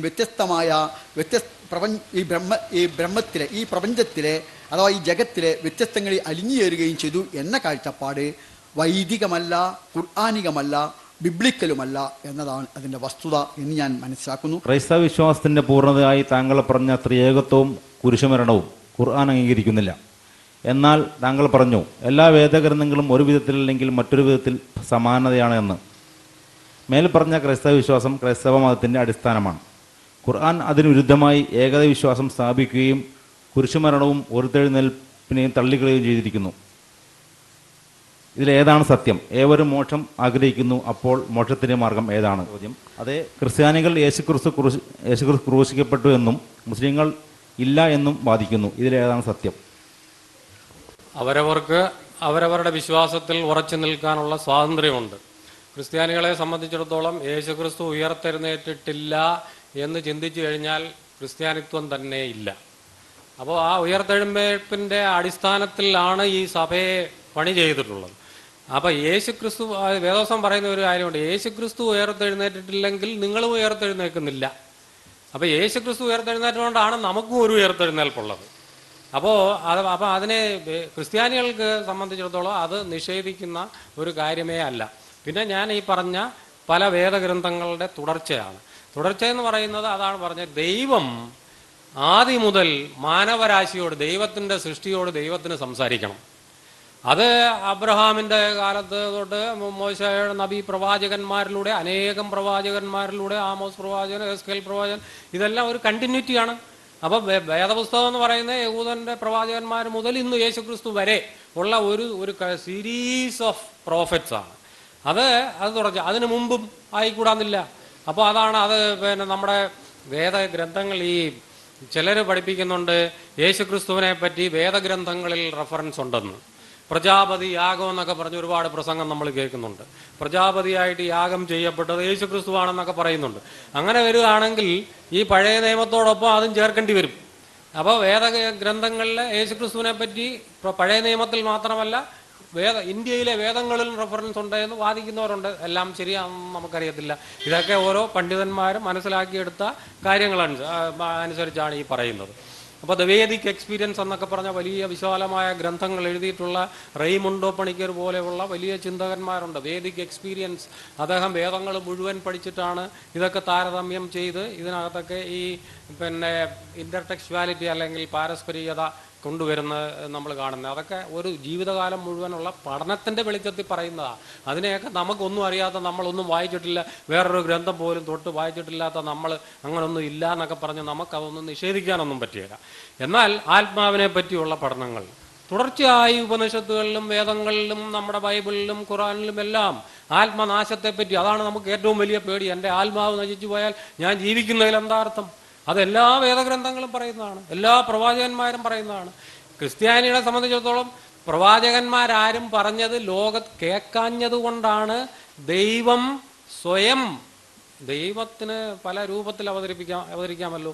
അപ്പൊ ദൈവം പുത്രനായിട്ട് അങ്ങ് അവതരിക്കുക. അതുകൊണ്ടായി ഈ തൃത്വം, ദൈവവും പുത്രനും ഒന്നാന്ന് പറയുന്നത്. ദൈവം തമ്പുരാൻ തന്നെ പുത്രന്റെ രൂപത്തിൽ, അല്ല അവിടെ രണ്ടുപേരിരുന്നുകൊണ്ടല്ല, പുത്രന്റെ രൂപത്തിൽ പ്രവാചകന്മാരൊന്നും പറഞ്ഞത് കേൾക്കാത്തത് കൊണ്ട് ദൈവം നേരിട്ട് തന്നെ വന്ന് മനുഷ്യരോട് സംസാരിക്കാൻ വേണ്ടി വന്നു എന്നാണ് പറയുന്നത്. അപ്പോൾ ഉയർത്തെഴുന്നേൽപ്പും പിന്നെ ഇതും എല്ലാം ക്രിസ്ത്യാനിത്വത്തെ സംബന്ധിച്ചിടത്തോളം അതിൻ്റെ കാതലായ സത്യങ്ങളാണ്. അതിന് ക്രിസ്ത്യൻ സാക്രിഫൈസ് ഇല്ല. അതുകൊണ്ട് പക്ഷെ മറ്റുള്ളതിനെ എല്ലാം നമ്മൾ നിഷേധിക്കണമെന്നൊന്നും അർത്ഥമില്ല. ഇതിൻ്റെ ഒരു തുടർച്ച ഇങ്ങനെ നടന്നുകൊണ്ടേയിരിക്കും. യേശുക്രിസ്തു ഇനിയും വരും. അപ്പോൾ അവിടെ ഫുൾ സ്റ്റോപ്പ് ഇല്ല. യേശുക്രിസ്തുവിൻ്റെ രണ്ടാം വരവിനെ പറ്റി വേദപുസ്തകം വളരെ ആധികാരികമായി പറയുന്നുണ്ട്. അപ്പോൾ അവിടെ തീർന്നില്ല. അതിനുശേഷം എത്ര പ്രവാചകന്മാർ വന്നാലും ഇനി യേശുക്രിസ്തു വരേണ്ടതുണ്ട്. രണ്ടാം വരവിൽ ഇതെല്ലാം പൂർത്തിയാകുമെന്നാണ് പറയുന്നത്. രണ്ടാം വരവും അവിടെ തീരണമെന്നില്ല. രണ്ടാം വരവിലായിരിക്കും യേശുക്രിസ്തു പറയുന്നത് ഞാൻ ഇനി മൂന്നാം വരവ് ഉണ്ടായിരിക്കുമോ? അതൊക്കെ നമുക്കെങ്ങനെ പറയാൻ പറ്റും? മൂന്നാമതൊരു വരവ് അത് ദൈവത്തിൻ്റെ കയ്യിലിരിക്കുന്ന കാര്യമാണ്. അപ്പോൾ അതുകൊണ്ട് ഇതിനൊന്നും ഇവിടെ ഒരു ഫുൾ സ്റ്റോപ്പ് ഇട്ട് നമുക്ക് വെക്കാമെന്നല്ലാതെ എനിക്ക് പറയാൻ കൊള്ളാം യേശുക്രിസ്തുവോടുകൂടി എല്ലാം തീർന്നു, നല്ലത്, ഇനി ഇത് വിശ്വസിക്കാത്ത ആർക്കും സ്വർഗമില്ല, പറയാൻ എളുപ്പമാണ്. പക്ഷെ അതൊക്കെ നമ്മൾ ലോകത്തെ മുഴുവൻ മനസ്സിലാക്കി വരുമ്പോൾ നമ്മുടെ കടുംപിടുത്തം, അതാ പറഞ്ഞ നമുക്കൊന്നും എന്തോ അറിയാം. നമ്മുടെ കൊച്ചു മനസ്സുകൊണ്ട് ഈശ്വരനെ പറ്റി എന്തോ അറിയാൻ പറ്റും നമുക്ക്. ഇതിലൊരു ലിമിറ്റഡ് ഇൻ്റലിജൻസ് ആണ് നമുക്കുള്ളത്, ഒരു കൊച്ചു ബ്രെയിൻ. അതിനകത്ത് വെച്ചുകൊണ്ട് പ്രപഞ്ചത്തിൻ്റെ സങ്കേതങ്ങൾ ഒളിയിട്ട് എല്ലാം മനസ്സിലാക്കി ഇതാണ് ഫൈനൽ എന്ന് നമ്മളങ്ങ് പറയുക. അതൊക്കെ എത്രമാത്രം നിലനിൽക്കും എന്നുള്ളതൊക്കെ സംശയമുള്ള കാര്യങ്ങൾ. ഇസ്ലാമിക കാഴ്ചപ്പാടിൽ ഇവിടെ പ്രവാചകന്മാർ ദൈവത്തിൻ്റെ സന്ദേശവാഹകരാണ്.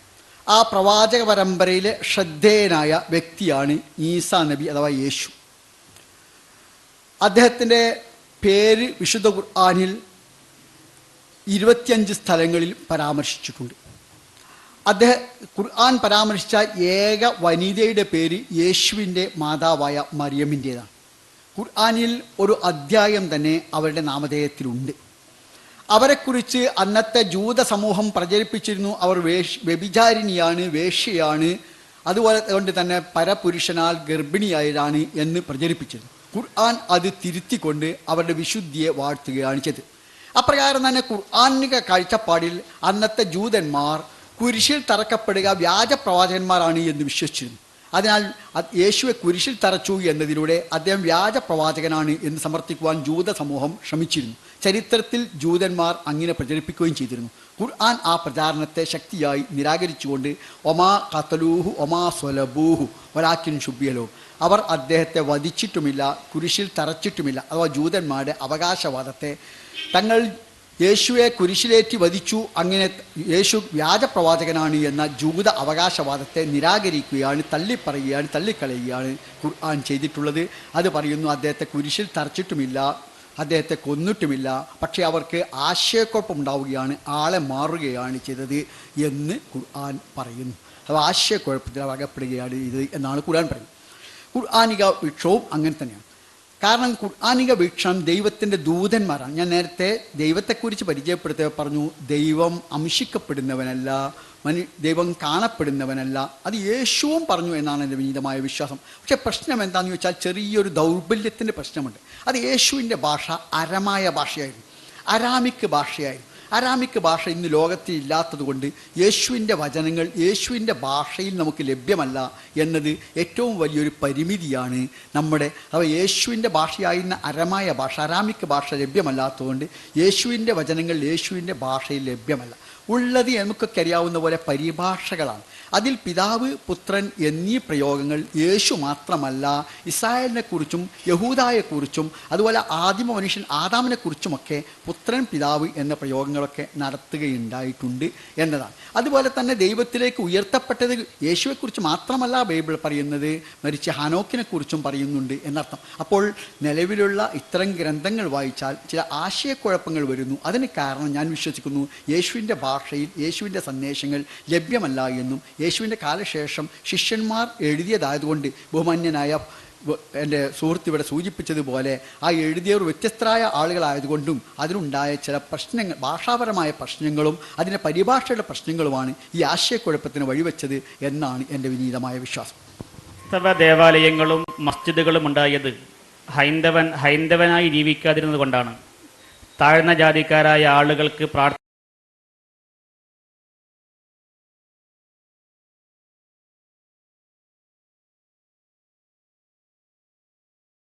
സ്വാതന്ത്ര്യമില്ലാതിരുന്നത് കൊണ്ടാണ് എന്ന് സ്വാമി പറയുകയുണ്ടായി.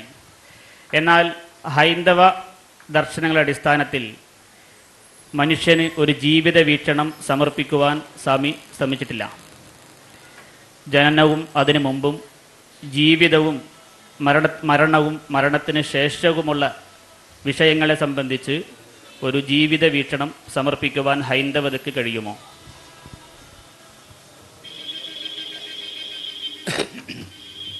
ക്രൈസ്തവ ദേവാലയങ്ങളും മസ്ജിദുകളും ഉണ്ടായത് ഹൈന്ദവരായി ജീവിക്കാതിരുന്നു കൊണ്ടാണ് എന്ന് ഞാൻ പറഞ്ഞത് ഹൃദയവേദനയോടുകൂടി തന്നെയാണ് പറഞ്ഞത്. കാരണം ഇന്നും ഇവിടുത്തെ ഹിന്ദുക്കൾ ക്ഷേത്രങ്ങളിൽ പോകുന്നത് നേർച്ച നടത്താനല്ലാതെ ക്ഷേത്രങ്ങളിൽ ക്രൈസ്തവ സഹോദരന്മാരും ഇസ്ലാം സഹോദരന്മാരും പ്രാർത്ഥിക്കാനാണ് ക്ഷേത്രങ്ങളിൽ പോകുന്നത്. ഇതിനകത്ത് എത്ര ഹിന്ദു സഹോദരന്മാർ ഉണ്ടെങ്കിലും നിങ്ങൾ എത്ര മണിക്കൂർ നേരം ആ ക്ഷേത്രത്തിൽ പോയിരുന്ന് ആവശ്യമുള്ള മന്ത്രങ്ങളെടുത്ത് മനസ്സിൻ്റെ സമാധാനത്തിന് വേണ്ടി പ്രാർത്ഥിക്കുന്നവരുണ്ട്?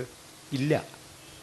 അതേ സമയത്ത് ക്രൈസ്തവ സഹോദരന്മാരുടെയും ഇസ്ലാം സഹോദരന്മാരുടെയും ക്ഷേത്രങ്ങളിൽ അവരുടെ മാനസികമായ പിരിമുറുക്കം അയവ് വരുത്താൻ അവർ പോയി പ്രാർത്ഥിക്കുക. നമ്മൾ നേർച്ച നടത്താനാണ് പോകുന്നത്. ഒന്ന്. രണ്ടാമത്, ഇന്നും ഞാനിത് ഹൈന്ദവതയെപ്പറ്റി പറഞ്ഞത് ഹിന്ദു എന്ന ആ പരിശുദ്ധവും പരിപാവനവുമായ പ്രപഞ്ചത്തിലെ ആദ്യത്തെ എന്ന് ഞാൻ വിശ്വസിക്കുന്ന ആ സമൂഹം, ആ സമുദായം ഇന്നും വിഭിന്നമല്ലേ? ഈ കഴിഞ്ഞ ദിവസത്തെ കേരളോമതി കണ്ടു. പാലായിലെ ഒരു ധർമ്മശാസ്ത്ര ക്ഷേത്രത്തിൽ, ഭൗതികമാണ് പറയുന്നത്, ധർമ്മശാസ്ത്ര ക്ഷേത്രത്തിലെ തിരുവിതാംകൂർ ദേവസ്വം ബോർഡ് നിയമിച്ച സുമേഷ് ശാന്തിയെ താക്കോലടക്കം മേടിച്ച് പെടലിക്ക് പിടിച്ച് വെളിയിലിറക്കി വിട്ടിരിക്കുന്നു. ദേവസ്വം ബോർഡ് നിയമിച്ച ശാന്തിയെ, ഒരു ശാന്തിക്കാരൻ 7 വർഷം പഠിക്കണം, 3 വർഷം ചേടിപ്പണി ചെയ്യണം, പാത്രം കഴുകണം, മറ്റുള്ള കാര്യങ്ങളൊക്കെ. എന്നിട്ടാണ് അവനോട് ഉപനിഷത്ത് മന്ത്രങ്ങളും ഒക്കെ ചോദിക്കുന്നത്. ആ ചോദ്യത്തിൽ നിന്ന് വിജയിച്ചാൽ ആ ക്ഷേത്രങ്ങളിൽ നിയമിക്കുന്നത്. അല്ലാതെ ഓടിപ്പോയിട്ട് ഈ കഥകളിക്കാർ കാണിക്കുന്നവർ കയ്യും കാലും കാണിച്ചാലൊന്നും ക്ഷേത്രത്തിൽ കയറ്റില്ല. അങ്ങനെ ഇന്നും ഹൈന്ദവരല്ലാതെ ജീവിക്കുമ്പോൾ, ജാതിയും മതത്തിൻ്റെയും അടിസ്ഥാനത്തിൽ ജീവിക്കുന്നത് കൊണ്ട് മനുഷ്യന് മോചനം, മനുഷ്യന് ജാതിയല്ല പ്രശ്നം, മതമല്ല. മനുഷ്യൻ ജനിച്ചു കഴിഞ്ഞാൽ അവൻ്റെ ആയുസ്സിനെ നിലനിർത്താനുള്ള വ്യഗ്രതയാണ്. അവൻ ഹിന്ദുവായ ആള് അവിടെ നിലനിൽപ്പില്ലെങ്കിൽ അവൻ ക്രിസ്ത്യാനിയാകും, മുസൽമാനാകും. അവിടെ സമാധാനം കിട്ടുമെങ്കിൽ അവൻ അവിടെ നിൽക്കും. ഇതാണ് ഞാനത് പറയാൻ കാര്യം. രണ്ടാമത്തെ ചോദ്യം,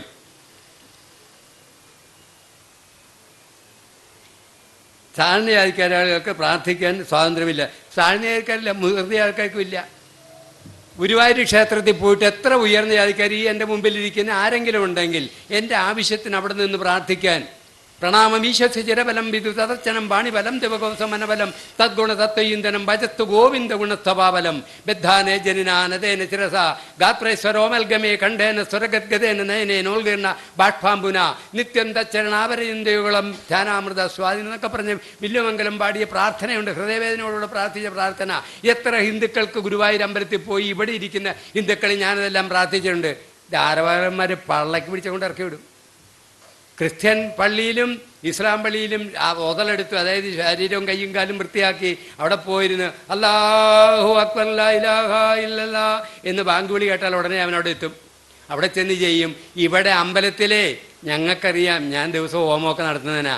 അവിടെ ഹോമം നടത്തി പൂജ നടത്തി കൊടുക്കും. ഹിന്ദുക്കൾ വന്നിട്ട് ഒരു ഗുഡ് ബൈ ഉണ്ട്, നമസ്കാരം ഞാൻ പോവുക, എനിക്ക് തിരക്കുണ്ട്, എറണാകുളത്ത് എത്തണ്ട കേട്ടോ, അടിച്ചിട്ട് അങ്ങോട്ട് ഓടും. ഇവിടെ ഹിന്ദു ഉണ്ടോ? ഇല്ല എന്നുള്ള അസത്യം. പിന്നെ ഹിന്ദു സനാതന മൂല്യങ്ങൾ പരിപാവനവും പരിശുദ്ധവുമായ ശ്രേഷ്ഠമായ ഹിമാലയ സാനുക്കളോളം ഉയർന്നു നിൽക്കുന്നതുകൊണ്ട് ആ മൂല്യം നിലനിൽക്കുന്നു എന്ന് മാത്രമേ ഉള്ളൂ. എൻ്റെ 28 വർഷത്തെ സന്യാസ ജീവിതത്തിൽ നിന്നും എനിക്ക് മനസ്സിലാക്കിയിട്ടുള്ളത്, ഇവിടെ ഹൈന്ദവ മൂല്യങ്ങൾ പരിശുദ്ധവും പരിപാവനമായുണ്ടോ അത് നിൽക്കുന്നു. ഇവിടെ നമുക്ക് ജാതി മാത്രമാണ്. അതാണ് ഞാൻ ആ പറയാൻ കാര്യം. അല്ലാതെ ഹിന്ദു സനാതന മൂല്യങ്ങളെ മോശമായിട്ടല്ല ഞാൻ പറഞ്ഞത്. അങ്ങനെ ആർക്കെങ്കിലും ധാരണയുണ്ടെങ്കിൽ അത് തിരുത്തുക.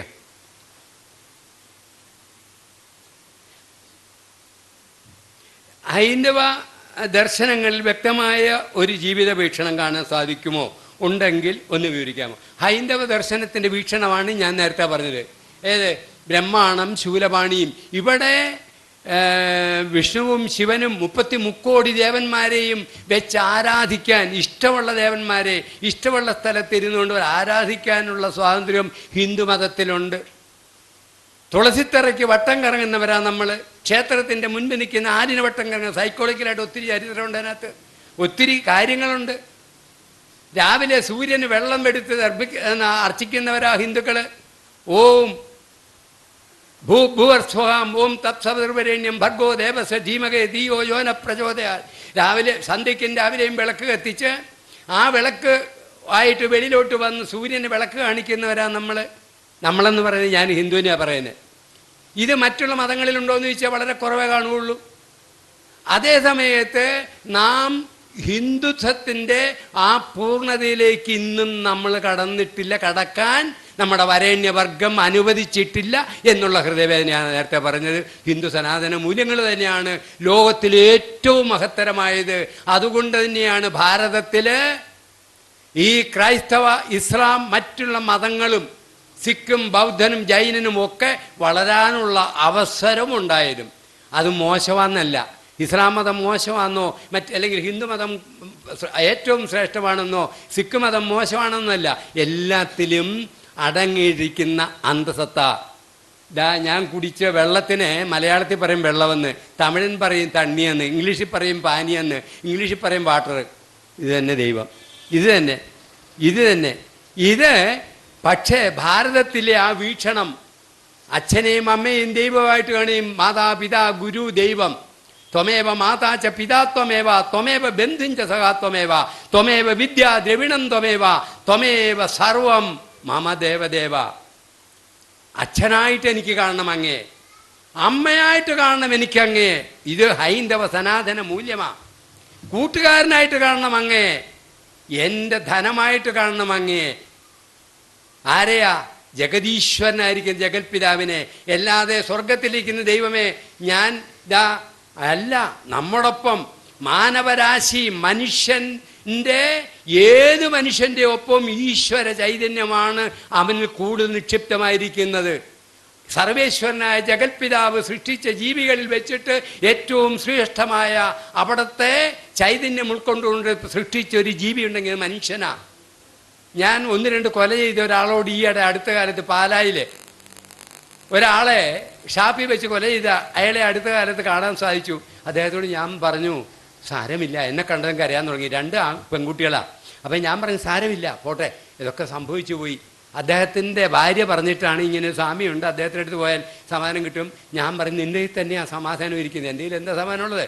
ഒടുക്കം അദ്ദേഹം എന്നോട് ചോദിച്ചു, സ്വാമി, ഞാൻ അപ്പോഴത്തെ വിചാരങ്ങൾക്ക് എനിക്ക് നിർത്താമായിരുന്നു, നിർത്താതെ ഞാൻ കുത്തി 2 ആളാ മരിച്ചത്. എനിക്ക് പാപമോചനം കിട്ടുമോ സ്വാമി? നിങ്ങളിലും എന്നിലും ഒക്കെ ഇത് തന്നെയാണ്. എന്താണ് ആ അയാൾ പരവളിൽ വന്ന നമ്മളിലൊക്കെയുള്ള ഈശ്വര അംശമാണ്. നമ്മളിലൊക്കെ ഈശ്വര അംശം എല്ലാ മനുഷ്യ ജീവികളിലുമുണ്ട്. പക്ഷേ തട്ടാൻ്റെ കയ്യിലെ പൊന്നുരുക്കുന്ന എന്താ പറയുക, അതിൻ്റെ ഒരു ചട്ടി വയ്ക്കുമല്ലോ അതിന് മുമ്പിൽ, അതിനകത്ത് ഉമിയിടും. ആ ഉമിയിട്ട് ഇത്തിരി തീയെ വയ്ക്കുള്ളൂ. ഊതി ഊതി ഊതി ഈ പൊന്നുരുക്കി എടുക്കുന്ന മാതിരി ഊതി ഊതി എടുത്ത് സർവേശ്വരനായ ജഗൽപിതാവിനെ കണ്ട് നമ്മൾ മനുഷ്യരായിട്ട് ജീവിക്കാൻ സാധിക്കുന്നില്ല, നടക്കുന്നില്ല. അവിടെയാണ് നമ്മളിലുള്ള മൂലച്യൂതി. ആ സർവേശ്വരനായ ജഗദീശ്വരൻ്റെ അംശമാണ് നമ്മൾ. ബൈബിളിൽ പറഞ്ഞിരിക്കുന്നു, മനുഷ്യനെ മണ്ണിൽ നിന്നുണ്ടാക്കി, ആ മണ്ണിന് ഇല്ലേ സാർ അങ്ങനെയല്ലേ, മണ്ണിൽ നിന്നുണ്ടാക്കി ആ ഈശ്വരൻ അല്ലെങ്കിൽ കർത്താവ് ആ ചെവിയിലോ അല്ലെങ്കിൽ മൂക്കിൽ കൂടെ ശ്വാസം കൊടുത്തു എന്നൊക്കെ പറയുന്നു. ഇത് സത്യവാത്. നമ്മളെ നമ്മുടെ പിതാമഹന്മാരെ സൃഷ്ടിച്ചത് ജഗദീശ്വരനായ തമ്പുരാനാ. എന്തിനു വേണ്ടി? ഈ ജീവജാലങ്ങളെ സംരക്ഷിക്കാനും അവിടുത്തെ നാമം വാഴ്ത്തപ്പെടാനും. പക്ഷേ ഇന്ന് നാം അതാണോ? പള്ളികളിൽ എന്തൊരു തിരക്കാ, അമ്പലത്തിൽ എന്തൊരു തിരക്കാ. മകൻ തൊഴാൻ നാളത്തെ അവിടുത്തെ തിരക്ക്. കഴിഞ്ഞ പ്രാവശ്യം 46 ആളെ മറ്റേ ചവിട്ടിലും കുത്തിലും വെട്ടുബാധിച്ചത്. എന്താ ഇവിടെയൊക്കെ ആരാധനാലയങ്ങളിലെ തിരക്ക് മറ്റുള്ളവരെ കാണിക്കാൻ ഹൃദയത്തിൽ ഭക്തിയില്ല എന്നുള്ള വസ്തുനിഷ്ഠമായ സത്യം കൂടി ഈ സമയത്ത് ഓർപ്പിക്കുന്നു. വളരെ നന്ദി. ദൈവം ഭൂമിയിൽ മനുഷ്യനെ ദരിദ്രനും സമ്പന്നനും രോഗിയും രോഗമില്ലാത്തവനും അംഗവൈകല്യമുള്ളവനും ഇല്ലാത്തവനുമായി സൃഷ്ടിക്കുന്നു. അതുപോലെ സൽസ്വഭാവികളും ദുസ്വഭാവികളും നല്ലവരും ചീത്തവരും ഒക്കെയായി മരണം വരെ ജീവിപ്പിക്കുന്നു. മരണശേഷം കുറെ ആളുകളെ സ്വർഗത്തിലും കുറെ ആളുകളെ നരകത്തിലുമാക്കുന്നു. ഇങ്ങനെ കുറെ ആളുകളെ നരകത്തിലാക്കാനും കുറച്ചാളുകളെ സ്വർഗത്തിലാക്കാനും എന്തിന് ദൈവം മനുഷ്യനെ സൃഷ്ടിച്ചു? ഇസ്ലാമിക വീക്ഷണമനുസരിച്ച് മനുഷ്യന്റെ വിചാരണ എപ്രകാരമാണ്? ഒരു ചോദ്യം കൂടി, മുടി 7 കീറി പാലമുണ്ടാക്കി എന്നത് ഖുർആനിൽ ഉള്ളതാണോ? നേരത്തെ ഞാൻ എൻ്റെ പ്രസംഗത്തിൽ പറഞ്ഞിരുന്നു, ഈ വൈവിധ്യത എല്ലാം വിചാരിക്കാം. നമ്മളെല്ലാവരോടും എല്ലാ വൈവിധ്യതകളും ഇല്ലാതിരിക്കുകയാണ്. എല്ലാ അനീതിയും ഇല്ലാത്തൊരു ഭൂമിയെക്കുറിച്ച് നിങ്ങൾ സങ്കല്പിച്ച് നോക്കും. ഉദാഹരണം പറയാം, ഞാൻ എൻ്റെ മുത്തച്ഛന്, എൻ്റെ വല്യപ്പക്ക് ന്യായമായി ചില പരാതികൾ ദൈവത്തോടുണ്ട്. കാരണം എൻ്റെ പേരക്കുട്ടിയായ ഷെയ്ഖ് മുഹമ്മദ് ജീവിച്ചത് കാറും വിമാനവും കപ്പലുമുള്ള ലോകത്താണ്. ഞാൻ കാളവണ്ടിയും കാളപ്പുറത്ത് സഞ്ചരിക്കുന്ന ലോകത്താണ്. എന്ത് ക്രൂരതയാണ് ദൈവമേ നീ എന്നോട് ചെയ്തത്? അത് അവസാനിച്ചില്ല. അയാൾക്ക് വെളിച്ചം കാണാൻ വൈദ്യ വിളക്കുണ്ട്. ഞാൻ അന്ന് മണ്ണെണ്ണ വിളക്കലിലേക്ക് എത്തിച്ചത്, വിറകുണിക്കലിലേക്ക് എത്തിച്ചത്. അന്ന് എനിക്ക് വെയിലുണ്ടെങ്കിൽ വിഷരി വേണ്ടിയിരുന്നു. ഇന്ന് ഫാനുണ്ട്. എന്ത് അനീതിയാ ചെയ്തത്? അപ്പോൾ എൻ്റെ മുത്തച്ഛനും അവരുടെ മുത്തച്ഛനും ഒക്കെ ഭയങ്കരമായ അനീതി ചെയ്തിരിക്കുന്നു. ദൈവം അവരോട് ഇന്ന് ന്യായമായും പറയാൻ കഴിയും. അപ്പോൾ അതാ ആ തിഹാർ മരുഭൂമിയിലെ അല്ലെങ്കിൽ നമ്മുടെ ബീഹാറിലെ മരുപ്രദേശത്തെ ആളുകൾ ചോദിക്കുന്നു, എന്ത് അനീതിയാ ദൈവമേ നീ ചെയ്ത്? ഷെയ്ഖ് മുഹമ്മദിനെ സുന്ദരമായ കേരളത്തിൽ, നല്ല കാലാവസ്ഥയുള്ള കേരളത്തിൽ ജനിപ്പിച്ചു, എന്നെ ഈ മരുഭൂമിയിലല്ലേ ജനിപ്പിച്ച്? എന്ത് അനീതിയാ ദൈവമേ ചെയ്തതെന്ന്. അപ്പോൾ എനിക്കൊരു ചോദ്യമുണ്ട് ദൈവത്തോട്, എന്താ ദൈവമേ എനിക്ക് 4 അടി 5 അടി 4 ഇഞ്ചല്ലേ നീളമുള്ളൂ, എനിക്കെന്താ 6 അടി നീളമില്ലാത്തത്? എന്താ ദൈവമേ എന്നോട് ഇത്ര അനീതി ചെയ്തത്? ഇപ്പോൾ വേറെ ഞാൻ ഈ ചോദ്യമുണ്ട് എനിക്ക്, എന്താ എന്നെ എത്ര ഒരു സാമാന്യ ബുദ്ധിയാക്കി, എന്താ എന്നെ പ്രതിഭാശാലിയാക്കാൻ ചോദ്യമുണ്ട്. എന്നെന്താ ഇങ്ങനെ ആക്കിയത്? എനിക്കെന്താ നല്ലൊരു സൗന്ദര്യമില്ലാത്ത, അല്ല കുറേ കൂടി സുന്ദരനാക്കാൻ എന്താ ചോദ്യമുണ്ട്. ഞാൻ സ്കൂളിൽ പോയത് ഏതാണ്ട് 23 കിലോമീറ്റർ നടന്നാണ്. 11.5 കിലോമീറ്റർ എൻ്റെ വീട്ടിൽ നിന്ന് മഞ്ചേരി ഹൈസ്കൂളിലേക്കുണ്ട്. 10 പൈസ ബസ്സിന് കൊടുക്കാനെത്തുന്ന പേരിൽ 23 കിലോമീറ്റർ നടന്നാണ് 8, 9, 10 ക്ലാസ് പഠിച്ചത്. അപ്പോൾ എനിക്ക് ചോദ്യം, എൻ്റെ ദൈവത്തോട് എന്തൊരു ദരിദ്ര കുടുംബത്തിലാണ് എന്നെ ജനിപ്പിച്ച്, എന്ത് എന്നെ സമ്പന്ന കുടുംബത്തിൽ ജനിപ്പിക്കാതിരുന്ന്? അപ്പോൾ എൻ്റെ ഭാര്യയ്ക്ക് അതിലേറെ ദൈവത്തോട് പരാതിയുണ്ട്. ഷെയ്ഖും അമ്മീന് മാസം സുഖമായിട്ട് എല്ലാ ദിവസവും ജീവിക്കാം, എനിക്കൊരു 5-6 ദിവസം വല്ലാത്ത പ്രയാസമാണ്. എന്ത് അനീതിയ ദൈവമേ എന്നോട് ചെയ്തത്? തീർന്നില്ല. എൻ്റെ ഭാര്യയ്ക്ക് വലിയ പരാതി, ഞാൻ ഗർഭം ചുമക്കണം, പ്രസവിക്കണം, കുട്ടിക്ക് മുലകൊടുക്കണം. എൻ്റെ ഭർത്താവിലെ ഷെയ്ഖ് മുഹമ്മദ് മൂപ്പർക്ക് സുഖമായിട്ട് ഉറങ്ങിയാൽ മതി. എന്ത് അനീതിയ ദൈവമേ എന്നോട് ചെയ്തത്? അപ്പോൾ ഈ അനീതി അവസാനിക്കണമെങ്കിൽ എന്ത് വേണം? എല്ലാവരും ഒരേ ഭൂപ്രദേശത്ത്, ഒരേ അച്ഛൻ്റെ അമ്മയുടെ മക്കളായി, ഒരേ ശരീരപ്രകൃതിയോടെ, ഒരേ കാലാവസ്ഥയിൽ, ഒരേ ബുദ്ധിശക്തിയിൽ, ഒരേ രീതി ജനിക്കേണ്ട. എല്ലാവരല്ലേ വൈവിധ്യത്തിലാക്കുള്ളൂ. അപ്പോൾ വൈവിധ്യത എന്നത് ഈ പ്രപഞ്ച നിലനിൽപ്പിന് അനിവാര്യമാണ്. ആ വൈവിധ്യതയോടൊപ്പം തന്നെ അനീതി സംഭവിക്കാതിരിക്കാം. അവിടെയാണ് ഞാൻ നേരത്തെ സൂചിപ്പിച്ച ഇസ്ലാമികമായ വിശ്വാസം മൗലിക പ്രധാനമായി മാറുന്നത്. ഈ അനീതി ഉണ്ടായിരിക്കെ എന്താണതിൽ, അല്ലെങ്കിൽ ഈ വൈവിധ്യത ഉണ്ടായിരിക്കെ, ഈ വ്യത്യസ്തത ഉണ്ടായിരിക്കെ എങ്ങനെയാണ് നീതി സ്ഥാപിതമാവുക? അവിടെയാണ് ഓരോ മനുഷ്യൻ ലഭ്യമായ സാധ്യതകളനുസരിച്ച് അവിടെ ബാധ്യതകളാവുമ്പോൾ, ഇപ്പം മരുഭൂമിയിലെ മനുഷ്യന് ഈ സുന്ദരമായ കാലാവസ്ഥയിൽ ജീവിക്കുന്ന മനുഷ്യൻ്റെ അത്ര ബാധ്യത ഉണ്ടാവില്ല. ഓരോരുത്തർക്കും ലഭ്യമായ സാധ്യതയും സ്വാതന്ത്ര്യം അനുസരിച്ച് ബാധ്യത.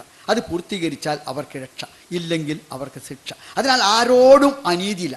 അതിനാലാണ് ഖുർആനിലെ 1-ാമത്തെ അധ്യായത്തിൽ ദൈവം പരമകാരുണികനാണ്, കരുണാനിധിയാണ് എന്ന് പറഞ്ഞത് തൊട്ടുടനെ, അർ-റഹ്മാൻ റഹീം എന്നതിൻ്റെ തൊട്ടുടനെ പറഞ്ഞത് മാലിക് യൗമിദ്ദീൻ എന്നാണ്, വിധി ദിനത്തിൻ്റെ ഉടമയാണ്. അഥവാ മനുഷ്യൻ്റെ കർമ്മഫലം നൽകുന്ന വിചാരണയുടെയും വിധിയുടെയും ദിനത്തിൻ്റെ ഉടമയാണ് എന്നാണ്. അപ്രകാരം ദുസ്വഭാവി സൽസ്വഭാവിയാക്കിയ ദൈവമാണ് അല്ല. അപ്പോൾ ചോദിക്കാം, ദൈവത്തിനൊരു വിധിയും നിശ്ചയവുമില്ലേ? സാധാരണഗതിയിൽ മതവിശ്വാസികളുടെ നേരെ ഉയർന്ന വലിയ മൗലിക പ്രധാനമായ ഒരു ചോദ്യമാണ്. എൻ്റെ നേരെ മാത്രമല്ല, എല്ലാ മതവിശ്വാസികളുടെ നേരെ ഉയർന്ന ഒരു ചോദ്യമാണ്. അവിടെ യഥാർത്ഥത്തിൽ വിധിവിശ്വാസം എന്നത് മതത്തിന് മാത്രങ്ങൾ ധരിക്കേണ്ടതില്ല. ഇന്ന് മനുഷ്യ ശരീരത്തെക്കുറിച്ചുള്ള ഏറ്റവും അവസാനത്തെ പഠനമനുസരിച്ച് നമ്മുടെ ജീനുകളുടെ വായന എന്താ സംഭവിച്ചത്? ഓരോ ജീനിലും അതിൻ്റെ വായനയിലൂടെ തെളിയിക്കപ്പെട്ടു, അതിൻ്റെ എല്ലാ സ്വഭാവവും ഘടനയും അത് തീരുമാനിക്കപ്പെട്ടിരിക്കുന്നു എന്ന്. അഥവാ ജൈവശാസ്ത്രം അനുസരിച്ച് മനുഷ്യൻ അവൻ്റെ ശരീരഘടനയുടെ തന്നെ ഭാഗവും അതിൻ്റെ പരിണിത ഫലമായി ജീവിക്കേണ്ടവനോ ആണ്. ഇനി ഡാർവിൻ്റെ പരിണാമ സിദ്ധാന്തം അനുസരിച്ചോ പാരമ്പര്യങ്ങളുടെ അടിമയാണവൻ. മാർസിയൻ ദർശനം അനുസരിച്ച് സാമൂഹ്യ ഘടനയും സാമ്പത്തിക വ്യവസ്ഥയും സൃഷ്ടിയാണ്. എന്നാൽ ഇസ്ലാം പറയുന്നത് അങ്ങനെയല്ല. മനുഷ്യന് സ്വയം തിരഞ്ഞെടുക്കാൻ സാധ്യത ലഭിച്ചിരിക്കുന്നു, സ്വാതന്ത്ര്യം കിട്ടിയിരിക്കുന്നു. എനിക്ക് വേണമെങ്കിൽ വെള്ളവും കുടിക്കാം, കള്ളും കുടിക്കാം. ആരും ദൈവം എന്നെ നിർബന്ധിച്ച് കള്ളുടിപ്പിക്കൂല, വെള്ളം കുടിപ്പിക്കൂല. ചായയും കുടിക്കാം, ചാരായം കുടിപ്പിക്കാം. ദൈവം നിർബന്ധിച്ച് എന്നെ ചെയ്യിക്കൂല. എനിക്ക് വേണമെങ്കിൽ പള്ളിയിൽ പോവുകയും ചെയ്യാം, പോകാതിരിക്കുകയും ചെയ്യാം, നമസ്കരിക്കുകയും ചെയ്യാം, നമസ്കരിക്കാതിരിക്കുകയും ചെയ്യാം, സത്യവും പറയാം, കള്ളവും പറയാം. എനിക്ക് സ്വാതന്ത്ര്യം നൽകിയിരിക്കുന്നു. അഥവാ മനുഷ്യന് ഈ ഭൂമിയിൽ സ്വാതന്ത്ര്യം നൽകപ്പെട്ട സൃഷ്ടിയാണ് മനുഷ്യൻ. അതുകൊണ്ട് തന്നെയാണ് അവന് നന്മയും തിന്മയും ചെയ്യാൻ കഴിയുന്നത്. മറ്റ് ജീവജാലങ്ങൾ ജന്മവാസനകൾക്ക് അടിമപ്പെട്ടവനാണ്. പക്ഷെ മനുഷ്യൻ അങ്ങനെയല്ല. അപ്പോൾ ചോദ്യം ഉയർന്നു വരും, എങ്കിൽ അത് വേദഗ്രന്ഥം പറയുന്നുണ്ട്, ഇഷ്ടമുള്ളവൻ നല്ലവനാകാം, ഇഷ്ടമുള്ളവന് ചീത്തയാകാം, ഇഷ്ടമുള്ളവൻ വിശ്വാസിയാകാം, ഇഷ്ടമുള്ളവൻ അവിശ്വാസിയാകാം, ഓരോരുത്തരും അവൻ്റെ കർമ്മങ്ങൾക്കായിരിക്കും കടപ്പെട്ടിരിക്കാം. അപ്പോൾ ചോദിക്കും, ദൈവം സർവജ്ഞനല്ലേ? ദൈവം കാര്യങ്ങളൊക്കെ നേരത്തെ അറിയില്ലേ? ഷെയ്ഖ് മുഹമ്മദ് എങ്ങനെ ജീവിക്കുന്ന അറിയില്ലേ? അല്ലെങ്കിൽ നിങ്ങളൊക്കെ എങ്ങനെ ജീവിക്കുന്ന ദൈവത്തിന് അറിയില്ലേ? ദൈവത്തിൻ്റെ വിധിയും വിജ്ഞാനവും ഇല്ലേ? ഉണ്ട്. ദൈവത്തിൻ്റെ വിധിയും വിജ്ഞാനവും അലംഘനീയമാണ്. അതും വേദഗ്രന്ഥം പറഞ്ഞു. പക്ഷെ പറയാത്തൊന്നുണ്ട്. അതെന്താണെന്ന് നിങ്ങൾ, ദൈവത്തിൻ്റെ വിജ്ഞാനവും മനുഷ്യൻ്റെ കർമ്മങ്ങളെയും ബന്ധിപ്പിക്കുന്ന കണ്ണി ഏതാണ്? അത് പറഞ്ഞെന്നില്ല. പറഞ്ഞു തരാത്തൊന്നും മനുഷ്യൻ അറിയില്ല. നിങ്ങളോട് നോക്കൂ, ഡയോജനസ് എന്ന ദാർശനികൻ ഏതൻസ് നഗരത്തിലൂടെ നട്ടുച്ച നേരത്ത് ചൂട്ടെത്തിച്ച് നടന്നു. അപ്പോൾ ആളുകൾ ചോദിച്ചു, നിങ്ങൾ ആരെയെ തെരയുന്നു ചോദിച്ചു. ഞാൻ മനുഷ്യനെ തെരയണാണ്. അപ്പോൾ അവൻ മഹാഭ്രാന്തനായ മുഴുവൻ പിരാന്തന. ഈ ആളുകളൊക്കെ ഏതൻസ് നഗരത്തിലുണ്ടായിട്ട് ഇനിയും മനുഷ്യരെ തെരയാണല്ലോ ഇയാൾ ചെയ്യുന്നതെന്ന് പറഞ്ഞു. യഥാർത്ഥത്തിൽ അദ്ദേഹം ഭ്രാന്തനായിരുന്നോ? അല്ല, അസാധാരണ പ്രതിഭാശാലിയായിരുന്നു. പക്ഷെ ആർക്ക് മനസ്സിലായില്ല? സാമാന്യ ബുദ്ധികൾക്ക് മനസ്സിലായില്ല. നിങ്ങളോട് നോക്കൂ, ഒരു കവി പറയാണ്, എൻ്റെ പാദസ്പർശമേറ്റ് ഈ മുറ്റത്തെ മണൽത്തരികൾക്ക് രോമാഞ്ചം ഉണ്ടായി എന്ന് പറഞ്ഞാൽ നമ്മൾ സാധാരണക്കാരൻ പറയില്ലേ, മണൽത്തരിക്ക് രോമാഞ്ചം ഉണ്ടായിക്കണമെങ്കിൽ ഓനെ കുതിരട്ടത്ത ഊളംപാറി പറഞ്ഞയക്കണം എന്നറിയില്ലേ? അവർക്ക് മനസ്സിലാവില്ല. എന്നാൽ 600 കോടി മനുഷ്യർക്ക് ബുദ്ധിയും ബോധവും, 650 കോടി മനുഷ്യർക്ക് ബുദ്ധിയും ബോധവും യുക്തിയും അറിവും നൽകിയ, അതിരുകളില്ലാത്ത അറിവിൻ്റെ, അതിരുകളില്ലാത്ത യുക്തിയുടെ, അറിവുകളില്ലാത്ത ജ്ഞാനത്തിൻ്റെ ഉടമയായ ദൈവത്തിൻ്റെ കർമ്മങ്ങളുടെ യുക്തിയും ന്യായവും അവൻ പറയാത്തേടത്തോളം കാലം നമുക്ക് മനസ്സിലാവുകയില്ല.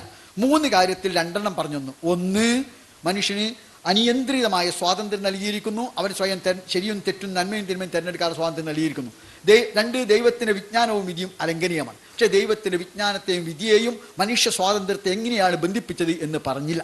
അതോടൊപ്പം വേദഗ്രന്ഥം പറഞ്ഞു, ഒരു മനുഷ്യ ലാ യുകല്ലിഫുല്ലാഹു നഫ്സൻ ഇല്ലാ വുസ്അഹാ, ഒരു മനുഷ്യനും അയാൾക്ക് ലഭ്യമായ സാധ്യതയും സ്വാതന്ത്ര്യം അനുസരിച്ച് ഒരു ബാധ്യതയുമില്ല, ഒരു ഉത്തരവാദിത്വമില്ല. അപ്പോൾ നമുക്ക് ലഭിച്ച സാധ്യതയും സ്വാതന്ത്ര്യം അനുസരിച്ച് നമ്മൾ നന്മ ചെയ്താൽ രക്ഷ, തിന്മ ചെയ്താൽ ശിക്ഷ. അതാണ് മനുഷ്യൻ്റെ കർമ്മഫലം. ഞാൻ വിശ്വസിക്കുന്നു അത് എല്ലാ മതങ്ങളുമുണ്ട്. ശ്രീകൃഷ്ണൻ അർജുനോട് പറയുമ്പോൾ പറയുന്നുണ്ട്, യുദ്ധം ജയിച്ചാൽ നാട് ഭരിക്കാം, രക്തസാക്ഷിയായാൽ സ്വർഗം നേടാം.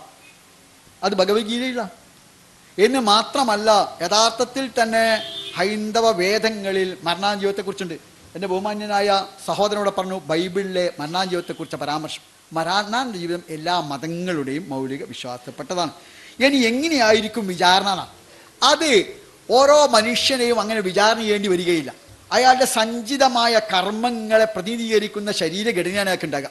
ഖുർആൻ പറയുന്നുണ്ട്, അയാളുടെ കൈകൾ അയാളുടെ കർമ്മങ്ങൾക്ക് സംസാരിക്കും, കാലുകൾ സംസാരിക്കും, മുഖം സംസാരിക്കും, കണ്ണ് സംസാരിക്കും, അയാൾ തൊലി സംസാരിക്കും എന്ന് പറഞ്ഞാൽ അയാളുടെ കർമ്മം എന്താണോ ആ കർമ്മത്തെ പ്രതിനിധീകരിക്കുന്ന ശരീരഘടനയായിരിക്കും ഉണ്ടാവുക. അതുകൊണ്ട് വിചാരണ പോലും വേണ്ടി വരികയില്ല. അത്ര സുവ്യക്തമായിരിക്കും എന്നർത്ഥം. ഇവിടെ സൂചിപ്പിച്ചല്ലോ, വിചാരണ അല്ലെങ്കിൽ വിധി കർമ്മം രേഖപ്പെടുത്തുക എന്നുള്ളൊരു പ്രശ്നമല്ല.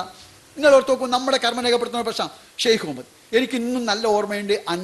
ഞാൻ 5 വയസ്സായിരിക്കെ 1ാം ക്ലാസ്സിൽ പഠിക്കുമ്പോൾ എൻ്റെ ആദ്യ ഗുരുവായ കരുണാകരൻ മാസ്റ്റർ ഞാൻ വീണപ്പോൾ എന്നെ എടുത്തുകൊണ്ടുപോയത് എനിക്ക് നല്ല ഓർമ്മയുണ്ട്. അത് മുതലുള്ള എൻ്റെ ജീവിതത്തിൻ്റെ കഴിഞ്ഞ ഒരുപാട് കാര്യങ്ങൾ എനിക്ക് ഓർമ്മയുണ്ട്. പക്ഷേ എൻ്റെ ശരീരം എവിടെയെങ്കിലും ഓപ്പറേറ്റ് ചെയ്ത് ഏതെങ്കിലും വിദഗ്ധനായ ഡോക്ടർ ഓപ്പറേറ്റ് ചെയ്താൽ എവിടെയെങ്കിലും രേഖപ്പെടുത്തിയായിട്ട് കാണുമോ? അസാധാരണമായ ശക്തിയുള്ള ഒരു സ്കാനിങ് മെഷീൻ മുമ്പിൽ എന്നെ നിർത്തിയാൽ എൻ്റെ ശരീരത്തിൽ ഇത് എവിടെയെങ്കിലും രേഖപ്പെടുത്തിയായിട്ട് കാണോ? എവിടെയും കാണുകയില്ല. അതേസമയം എനിക്കതറിയാം. നിങ്ങൾ എവിടെയൊക്കെ സഞ്ചരിച്ചോ അവിടെ നിങ്ങളുടെ ശരീരത്തിന് ഗന്ധമുണ്ട്. എന്തെല്ലാം വാക്കുവിടെ പറഞ്ഞാൽ അത് ഈ അന്തരീക്ഷത്തിലുണ്ട്. അപ്പോൾ നമ്മുടെ വികാരങ്ങൾ വരെ വേവുകളായി തരംഗങ്ങളായി അന്തരീക്ഷത്തിൽ പ്രസരിക്കുന്നുണ്ട്. അതുകൊണ്ട് നമ്മുടെ കർമ്മങ്ങൾ ഇവിടെ രേഖപ്പെടുത്തപ്പെടുന്നുണ്ട്. ആ കർമ്മങ്ങൾ രേഖപ്പെടുത്തപ്പെടുന്നതിനെ നമ്മുടെ മുമ്പിൽ സമർപ്പിക്കപ്പെടുകയും നമ്മുടെ കർമ്മഫലം ഏറ്റുവാങ്ങേണ്ടി വരികയും ചെയ്യും. നമ്മുടെ ശരീരത്തിലുണ്ട്, ഈ അന്തരീക്ഷത്തിലുണ്ട്, ഈ പ്രകൃതിയിലുണ്ട്. അതുകൊണ്ടല്ലേ മഹാത്മാഗാന്ധിയുടെ വാക്കുകൾ പോലും ഇന്നും അന്തരീക്ഷത്തിന് എടുക്കാൻ കഴിയുന്ന, പക്ഷേ വേർതിരിക്കാനുള്ള ഉപകരണം കണ്ടെത്തിയ, ഒരുപക്ഷെ അതും കൂടി കണ്ടെത്തിയാൽ ഇനി നമ്മൾക്ക് ഒരുപാട് വിവാദം അവസാനിക്കും. മുഹമ്മദ് നബിയുടെ വാക്കുകൾ കണ്ട് കിട്ടുക, യേശുവിൻ്റെ വാക്കുകൾ കണ്ട് കിട്ടുക, മോശയുടെ വാക്കുകൾ കണ്ട് കിട്ടുക, വേർതിരിച്ച് കിട്ടിയാൽ ഒരുപാട് വിവാദങ്ങൾ അതോടെ അവസാനിക്കും. അതുകൊണ്ട് അങ്ങനെയുള്ളൊരു ലോകം ഒരുപക്ഷെ ശാസ്ത്രജ്ഞർ കണ്ടെത്തിക്കൂടെയല്ല. ഇപ്പം ശബ്ദത്തെ അന്തരീക്ഷത്തിൽ നിന്ന് കിട്ടും, പക്ഷേ ശബ്ദങ്ങൾ വേർതിരിക്കാൻ കഴിയുന്നില്ല. ഇനി വേർതിരിക്കാവുന്ന ഒരു ഉപകരണം കൂടി കിട്ടിയാൽ കുറെ കൂടി സുഖമാകുമായിരുന്നു എന്നാണ് എനിക്ക് തോന്നുന്നത്. ഏതായിരുന്നാലും ശരി, ഈ അന്തരീക്ഷത്തിൽ നമ്മുടെ ശബ്ദം രേഖപ്പെടുത്തപ്പെടുന്നുണ്ട്, നമ്മുടെ വാസന രേഖപ്പെടുത്തപ്പെടുന്നുണ്ട്, വിചാരങ്ങൾ രേഖപ്പെടുത്തപ്പെടുന്നുണ്ട്, നമ്മിൽ നമ്മുടെ കർമ്മങ്ങൾ രേഖപ്പെടുത്തപ്പെടുന്നുണ്ട്. ആ രേഖപ്പെടുത്തപ്പെടുന്ന കർമ്മങ്ങൾ ഒരു നാൾ അവയുടെ അടിസ്ഥാനത്തിൽ മനുഷ്യന്റെ രക്ഷയും ശിക്ഷയും ലഭ്യമാകും എന്നർത്ഥം.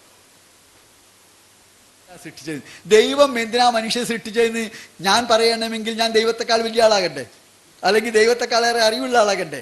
ദൈവം മനുഷ്യനെ സൃഷ്ടിച്ചത് എന്തിന്? ദൈവം പ്രപഞ്ചത്തെ സൃഷ്ടിച്ചെന്തിനാ? ആ ദൈവത്തെക്കാൾ വലിയ ഒരാളായിരുന്നു, ദൈവത്തെക്കാൾ അറിവുള്ള ആളായിരുന്നെങ്കിൽ ഞാൻ പറഞ്ഞു തരുമായിരുന്നു ദൈവം എന്തിനാ മനുഷ്യനെ സൃഷ്ടിച്ചതെന്ന്. എനിക്കറിയാവുന്നത് ദൈവം മനുഷ്യനെ ഇവിടെ ഭൂമിയിൽ സൃഷ്ടിച്ചിരിക്കുന്നു. അവൻ ശ്രേഷ്ഠനായ സൃഷ്ടിയാണ്. ആ ദൈവത്തെക്കാൾ വലിയ ഒരാളായിരുന്നു, ദൈവത്തെക്കാൾ അറിവുള്ള ആളായിരുന്നെങ്കിൽ ഞാൻ പറഞ്ഞു തരുമായിരുന്നു ദൈവം എന്തിനാ മനുഷ്യനെ സൃഷ്ടിച്ചതെന്ന്. എനിക്കറിയാവുന്നത് ദൈവം മനുഷ്യനെ ഇവിടെ ഭൂമിയിൽ സൃഷ്ടിച്ചിരിക്കുന്നു. അവൻ ശ്രേഷ്ഠനായ സൃഷ്ടിയാണ്. അവന് വിവേകവും വിചാരവും വികാരവും നൽകിയിരിക്കുന്നു, സ്വയം നിർണയാവകാശവും നൽകിയിരിക്കുന്നു.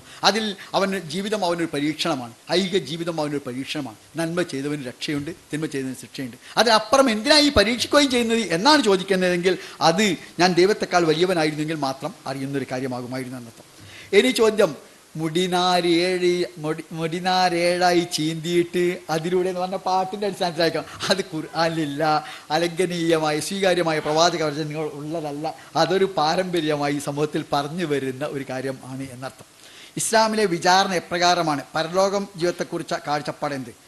ഇസ്ലാമിലെ വിചാരണ വിധി എന്ന് ഞാൻ പറഞ്ഞു, അവൻ്റെ ശരീരപ്രകൃതി തന്നെ, അവൻ്റെ ശരീരഘടന തന്നെ അവൻ്റെ കർമ്മങ്ങളെ പ്രതിനിധീകരിക്കും. അതുകൊണ്ട് ഖുർആൻ പറയുന്നുണ്ട്, ഖുർആൻ ഒരു സ്ഥലത്ത് പറയുന്നുണ്ട്, അന്ധനായി അയാൾ ഉയർത്തെഴുന്നേൽപ്പിക്കപ്പെട്ടു. അന്ധനായി ഒമൻ അയറലി ഫൈനലഹു മൈഷത്തൻ ലങ്ക. ആര് ദൈവസ്മരണയിൽ നിന്ന് വിട്ടകന്ന് ജീവിച്ചോ അവന് ഐഹിക ജീവിതത്തിൽ ഇടുങ്ങിയ ജീവിതമാണ് ഉണ്ടാവുക. ഒനക്ഷറു യോമൽ ഖിയാമത്തെ ആയമ. അന്ത്യനാളിൽ അവൻ അന്ധനായാണ് ഉയർത്തെഴുന്നേൽപ്പിക്കപ്പെടുക. അപ്പൊ അവൻ ചോദിക്കും, റബ്ബി ലിമ ഹഷർത്തിനെ ആയമ, ദൈവമേ എന്താണ് എന്നെ അന്ധനായി നീ ഉയർത്തെഴുന്നേൽപ്പിച്ചത്? ഒക്കത് കുന്തു ബസീറ, ഞാൻ കാണുന്നവനായിരുന്നുവല്ലോ. അപ്പോൾ ദൈവത്തിന്റെ പ്രതികരണം, കദാലിക അത്തത്തിക്ക ആയാത്തുന ഫനസീതഹ വകദാലികൽ യൗമ തുൻസ.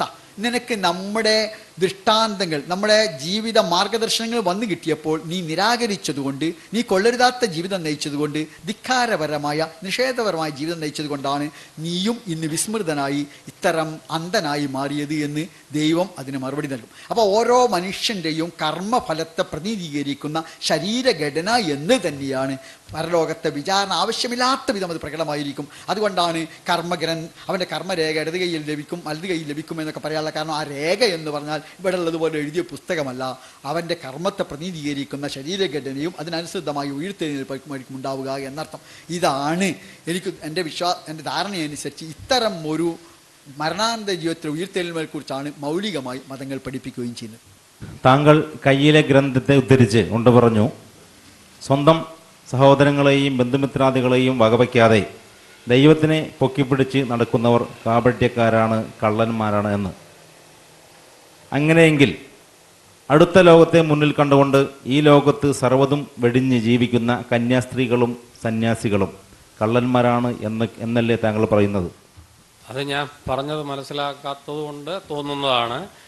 സ്വന്തം സഹോദരനെ സ്നേഹിക്കാത്തവര് കള്ളന്മാരാണെന്ന് വേദപുസ്തകം പറയുന്നുണ്ട്. ഈ സ്വന്തം ജീവിതം പോലും വെടിഞ്ഞ് നടക്കുന്ന കന്യാസ്ത്രീകളും പട്ടക്കാരും സന്യാസി വര്യന്മാരും അവരല്ലേ ദൈവത്തെ സ്നേഹിക്കുന്നത്. അവരെ പോലെ ദൈവത്തെ സ്നേഹിക്കുന്ന ആരുണ്ട്?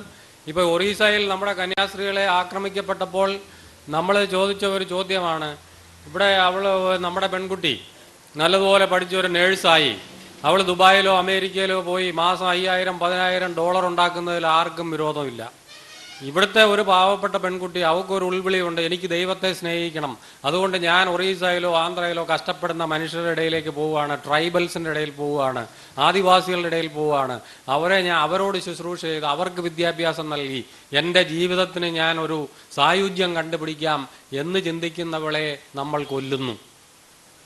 അപ്പോൾ അവൾ എന്താ ചെയ്യണം? നമ്മളിവിടെ സാർ പറഞ്ഞ പോലെ നമ്മൾ ഈ ഗ്ലോബലൈസേഷൻ്റെ പണത്തിന് വേണ്ടിയുള്ള ആക്രാന്തത്തിൽ അടിപ്പെട്ട് നമ്മളെല്ലാം ഇന്ന് 1 ലക്ഷം രൂപ സമ്പാദിക്കാൻ പറ്റുന്നവരായി നമ്മുടെ കുട്ടികളെ എല്ലാം വളർത്തി, സേവനമൊന്നും വേണ്ട, മനുഷ്യരോട് സ്നേഹം വേണ്ട, ജീവജാലങ്ങളോട് സ്നേഹം വേണ്ട, ഒന്നുമില്ലാതെ പോകുന്ന ഒരു മൂല്യബോധമാണ് ഈ സമൂഹം വളർത്തിക്കൊടുക്കുന്നത്. അതിനെതിരെ പോയി ഞാൻ കേട്ടിട്ടുണ്ട്, ഞങ്ങളുടെ അലക്സാണ്ടർ മെത്രാപ്പൊലീത്ത തിരുമേനി ഉള്ളപ്പോൾ മാരാമൺ കൺവെൻഷനിൽ നിന്ന് കണ്ണുനീരോട് കൂടി പറയുന്നത് കേട്ടിട്ടുണ്ട്. സഭ വിട്ട് പഠിപ്പിക്കുന്നവരുണ്ട്, വെല്ലൂരും മെഡിക്കൽ കോളേജിലും ഒക്കെ സഭ വിട്ട് പഠിപ്പിക്കുന്ന ഡോക്ടർമാരും നേഴ്സുമാരും ഉണ്ട്. അവരാരും സഭയുടെ ഒരു ആശുപത്രിയിൽ 1 വർഷം സേവനം ചെയ്യാൻ വരുന്നില്ല. കാരണം അവർക്ക് ഉടനെ അങ്ങ് ഗൾഫിൽ പോകണം, പണം ഉണ്ടാക്കണം. ഇതിനാണോ സഭ ഇവരെ പഠിപ്പിക്കുന്നത്? പാവപ്പെട്ടവരെ ശുശ്രൂഷിക്കാൻ 2 വർഷം ജീവിതത്തിൽ കൊടുത്തുകൂടെ എന്ന് തിരുമേനി ചോദിക്കുന്നുണ്ട്.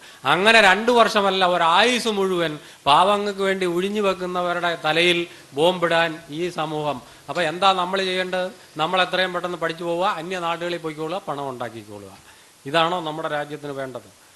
അപ്പോൾ വേദപുസ്തകം അനുസരിച്ചാണ് അവർ, ദൈവം തമ്പുരാൻ പറഞ്ഞുകൊണ്ടാണ് മറ്റുള്ളവനെ സ്നേഹിക്കാത്തവൻ കള്ളനാണ്, അവൻ ദൈവവിശ്വാസി അല്ല എന്ന് വേദപുസ്തകം പറഞ്ഞത് പ്രാവർത്തികമാക്കാൻ വേണ്ടിയാണ് ഈ കഷ്ടപ്പെടുന്ന ത്യാഗിവരികളായ മനുഷ്യർ ജീവിക്കുന്നത്. ഇസ്ലാം കാരുണ്യവും സഹിഷ്ണുതയും ഒക്കെ ആണെന്ന് താങ്കളുടെ പ്രസംഗത്തിൽ പറഞ്ഞല്ലോ. എന്നാൽ ഭക്ഷണത്തിനും മറ്റുമായി മൃഗങ്ങളെയും പക്ഷികളെയും ഏറ്റവും കൂടുതൽ കൊന്നു തിന്നുന്നത് എന്തുകൊണ്ട്? ലോകത്ത് 3 തരം ജീവികളുണ്ട്. ഒന്ന് തീർത്തും സസ്യബുക്കുകളായ ജീവികൾ.